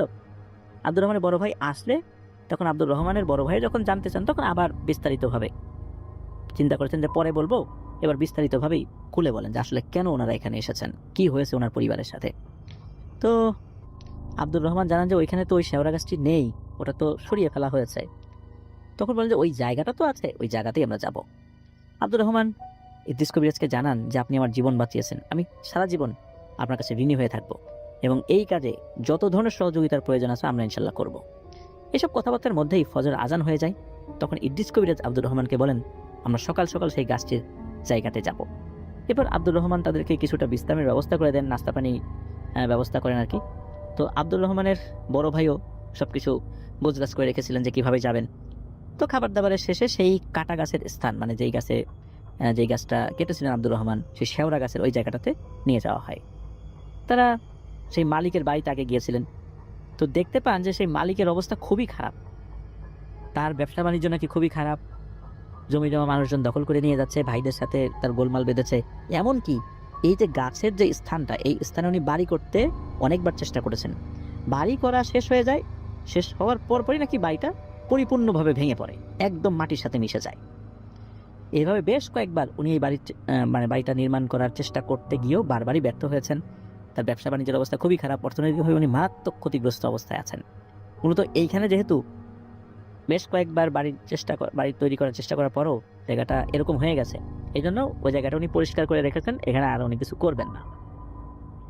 তখন এই আব্দুর রহমানের বড় ভাই ওই মালিককে বলেন যে এই কবিরাজ ওনারাও এই ধরনের সমস্যায় পড়ে গেছেন আব্দুর রহমানকে ট্রিটমেন্ট করতে গিয়ে, বিশেষ করে ইদ্রিস কবিরাজ, এবং এটা একটা বড় আকার ধারণ করেছে।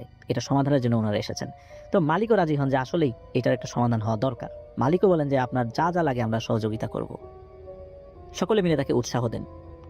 তো ওই দিন রাত্রে এশার নামাজের পর দুই কবিরাজ সবাইকে বাড়িতে রেখে ওই জায়গাটিতে যান এবং সকলকেই বলে যান যাই হয়ে যাক না কেন আজকে রাতটা কেউ এই বাড়ি থেকে বাইরে বের হবেন না, যে যার জায়গায় থাকবেন। সেই জায়গাতে গিয়ে এই ইদ্রিস কবিরাজ এবং তার সঙ্গী বুজুর্গ জিনদের সাথে পরামর্শ অনুযায়ী কাজ শুরু করে দেন। ইদ্রিস কবিরাজ সমস্ত ঘটনার জন্য খুব রাগান্বিত ছিলেন, কারণ তার সন্তান মারা গেছেন। আর তার সঙ্গী অবশ্য বুঝতে পেরেছিলেন যে তার মেজাজ মর্জি খুব খারাপ, ওই জিনদের উপর তার মেজাজ খুব গরম, আর এখন ঠান্ডা মাথায় কাজ করতে হবে, একটু ভুলের জন্য হয়তো অনেক বড় ক্ষতি হয়ে যেতে পারে। এরপর শুরু হয়ে যায় সেই অদৃশ্য সত্তাদের হাজির করার প্রক্রিয়া। শুরুতে ইদ্রিস কবিরাজ ও তার সঙ্গী সেই গাছটির জায়গাতে গিয়ে দুজন কাটা গাছটির দুদিকে বসে পড়েন। সেই জায়গাতে শুধু ইদ্রিস কবিরাজ এবং তার সঙ্গী দুজনেই গিয়েছিলেন। মানে ওই দিন বা ওই রাতের ওই সময় কিন্তু তাদের সাথে আর কারো আসার অনুমতি ছিল না। যাই হোক, এরপর সেই জায়গা থেকে ইদ্রিস কবিরাজের সঙ্গী এক মুঠ মাটি নিয়ে সেই মাটিতে একটা বিশেষ দোয়া পরে ফু দিয়ে সেটা ছুঁড়ে মারা শুরু করেন, আবার আগের জায়গাতেই। বেশ কয়েকবার এরকম পড়েন এবং তার সঙ্গী বলেছিলেন যে এই জিনিসটা টানে সেই 5টি দুষ্টু জিন আসতে বাধ্য, পৃথিবীর যেখানেই থাকুক না কেন। প্রথমত 7 বার এরকম ফু দিলে কিছুক্ষণের মধ্যেই সেই জায়গাটির পরিবেশ একেবারে নিশ্চুপ হয়ে যায়। মনে হচ্ছে ঝিঝি পোকাও তার ডাক দেয়া ভুলে গেছে। শুরু হয়ে যায় প্রচন্ড তুফান, মনে হচ্ছে আশেপাশের বাড়িঘর গাছপালা এই তুফানে উড়িয়ে নিয়ে চলে যাবে। এতে সব কিছুই হচ্ছিল না। ওনারা তো জানেন এগুলো সব মায়াজাল। এরই মাঝে হঠাৎ করে ওই 5টি জিন এক সারিতে এসে দাঁড়িয়ে যায় ঠিক ওই কাটা গাছের ওই জায়গাটাতে। জিনগুলো কিন্তু তখন তাদের মানে শরীরের যেই অবয়ব ওই অবয়বেই এসেছিল। তো উপস্থিত হয়ে জিনগুলো ইদ্রিস কবিরাজকে তুচ্ছ তাচ্ছিল্য করে বিভিন্ন ধরনের উস্কানিমূলক কথা বলতে থাকে কি রে কবিরাজ, আমাদেরকে চিনতে পারছিস? তুই নাকি অনেক বড় কবিরাজ, তাহলে বাঁচাতে পারলি না তোর বাচ্চাকে? আর অনেক কথাবার্তা এসব বলে আর কি, উস্কানিমূলক কথাবার্তা, যাতে করে তার মস্তিষ্ক খুব হয়ে যায় আর কি, মানে গরম হয়ে যায়। এদিকে ইদ্রিস কবিরাজ তার চোখের সামনে তার সন্তানের খুনিদেরকে দেখে মেজাজ হারালেন। ইদ্রিস কবিরাজও বলেন যে তোদের যা কথা বলার আজকেই বলে নে, আজকের পর থেকে তোদের কথা বলার আর কোনো সুযোগ থাকবে না, আর সেই কাজটি করতে আমরা আসছি। এই বলে ইদ্রিস কবিরাজ এবং তার সঙ্গী ওখানকার মাটি হাতের মুঠোয় নিয়ে একটা দোয়া পড়ে ফু দেন। কিন্তু মনে হলো ওই জিনগুলোর কিছুই হলো না। এমন বিষয় দেখে ইদ্রিস কবিরাজ এবং তার সঙ্গী অবাক হয়ে যান। তারা ভাবেন এমনটা তো হওয়ার কথা ছিল না। এমন দৃশ্য দেখে দুষ্ট জিনগুলো অট্ট হাসিতে ফেটে পড়ে। সেই সময় ইদ্রিস কবিরাজের ওস্তাদের উপহার দেওয়া জিনটা এসে ইদ্রিস কবিরাজের কানে কানে একটা বিশেষ দোয়া শিখিয়ে দেন এবং ইদ্রিস কবিরাজকে বলেন এই দোয়া পাঠ করে পবিত্র জমজম কূপের পানিতে ফু দিয়ে সেই পানিটি মাটিতে মিশিয়ে দিতে বলেন। আর জমজম কূপের পানিটাও ওই জিনটা সাথে নিয়ে এসেছিলেন, সাথে সাথে তাদের হাতে দিয়ে দেন। তো সেই মোতাবেক কাজ করার সাথে সাথে হঠাৎ দুষ্টু জিনগুলো চিৎকার করতে শুরু করে। সেই সময় সেই মাটির মধ্য থেকেও কালো ধোঁয়ার মতো কিছু উঠতে থাকে। জিনগুলো চিৎকার চেঁচামেচি শুনে মনে হচ্ছে কেউ যেন তাদের শরীরে আগুন লাগিয়ে দিয়েছে। তখন সেই দুষ্টু জিনগুলো বলতে থাকে থাম থাম থাম কবিরাজ, তোদের এই কার্যকলাপ বন্ধ কর, না হলে আমরা মারা যাব। এদিকে ইদ্রিস কবিরাজ বলতে থাকে তোদেরকে তো বাঁচার জন্য এই পদ্ধতি অবলম্বন করি নাই, তোদেরকে মারার জন্যই করেছি। আর এখন তোরা মরবি, বলেছিলাম না? তোদের যা বলার বলে নেয়, তোদের বলা শেষ, এখন আমাদের কাজ শুরু। তো এভাবে অল্প কিছুক্ষণের মধ্যেই জিনগুলো চেঁচামেচি থেমেও যায়। বিকট এক চিৎকারে জিনগুলো হাওয়ায় মিলিয়ে যায়। চারপাশের পরিবেশ তখন একদম নিস্তব্ধ হয়ে যায়। এই ঘটনার পর ইদ্রিস কবিরাজের সঙ্গীও আনন্দের স্বরে বলে ওঠে আলহামদুলিল্লাহ, আমরা আমাদের কাজে সফল হয়েছি। এই 5টি জিন এই পৃথিবী থেকে বিদায় নিয়েছে। মূলত এই যে 5টি খারাপ মারিদ জিন, এইগুলো অত্যন্ত দুর্ধর্ষ প্রকৃতির ছিল, কিন্তু আল্লাহর অশেষ রহমতে তারা হত্যা করতে সক্ষম হয়েছেন। এবং এই যে বুজুর্গ জিনদের পরামর্শক্রমে কিভাবে কোন কাজটা করতে হবে। তো যাই হোক, ইদ্রিস কবিরাজ এবং তার সঙ্গী পরের দিন তাদের নিজ নিজ গন্তব্যের উদ্দেশ্যে রওনা দেন। এই ঘটনার এখানেই সমাপ্তি হয়। এই ঘটনার পর ইদ্রিস কবিরাজ তার কবিরাজি জীবন থেকে চিরতরে দূরে সরে আসার সিদ্ধান্ত নিলে ইদ্রিস কবিরাজের স্ত্রী কবিরাজকে বলেন, হয়তো আল্লাহ আমাদের একজন সন্তানকে তার কাছে নিয়ে গেছেন পরকালে সাফায়াত করার জন্য, আর আপনার মাধ্যমে অনেক অসহায় মানুষ উপকার পাচ্ছে। আপনি এই কাজ থেকে ফেরত আসবেন না, আর আপনার ওস্তাদও আপনার উপর ভরসা করে তার জীবনের সকল বিদ্যা শিখিয়ে গেছেন, সুতরাং আপনি এই কাজ করে যান। আমার তরফ থেকে যত ধরনের সহায়তা করার দরকার আমি করব। কবিরাজের স্ত্রীর মুখে এই কথা শুনে কবিরাজ খুবই খুশি হন এবং উনি আবার সিদ্ধান্ত নেন যে আগের মতোই উনি কবিরাজি করবেন, তবে আগের থেকে কিছুটা কম করতেন। এরপরেও কিন্তু ইদ্রিস কবিরাজের আরও বেশ কয়েকজন সন্তানাদি হয়েছিল, তাদের সাথে আল্লাহর রহমতে কোনো সমস্যা হয়নি। তো ইদ্রিস কবিরাজ এখন বেঁচে নেই, সেই নানুও এখন বেঁচে নেই, কিন্তু তাদের সন্তানাদি এখনও আছেন। এভাবেই ইদ্রিস কবিরাজের এইরকম একটা ঘটনা মুখে মুখে মানুষের কাছে চলে এসেছে, সেটা আপনাদের ওয়ার্ল্ডের কাছেও এসেছে সিয়াম ভাইয়ের মাধ্যম দিয়ে। ধন্যবাদ জানাচ্ছি সিয়াম ভাইকে, এমন একটি ঘটনা দীর্ঘ সময় ধরে লিখে পাঠিয়েছেন। আর ইদ্রিস কবিরাজ উনি পৃথিবীতে নেই, আল্লাহ তাআলা তার ভুল ত্রুটি ক্ষমা করুন, জান্নাতের মেহমান হিসেবে কবুল করুন। প্রিয় লিসেনার্স, আজকের ফ্রাইডে স্পেশাল এপিসোডে আমরা দুটি ঘটনা দিয়ে সাজিয়েছিলাম। আশা করছি ঘটনা দুটি আপনাদের সকলের কাছে ভালো লেগেছে এবং ভয়ের শিহরণ জাগাতে সক্ষম হয়েছে ইনশাল্লাহ। যারা কবিরাজি করেন অনেক ঝুঁকি নিয়ে তারা করেন, অনেক অদৃশ্য শক্তির মোকাবেলা তাদেরকে করতে হয়। আল্লাহ তাআলা যদি গায়েবী মদত দিয়ে সহযোগিতা না করেন, তাহলে তাদের বেঁচে থাকাটা বা তাদের পরিবারের বেঁচে থাকাটাও অনেক কঠিন হয়ে যায়। এরকম ঝুঁকি নিয়েই তারা কাজটি করেন। অনেক ভণ্ড কবিরাজও আছেন, তাদের কথা বলবো না, কিন্তু যারা সত্যিকার অর্থে মানুষের উপকারের জন্য কাজ করেন, অনেক ত্যাগ স্বীকার করতে হয় এই জন্য।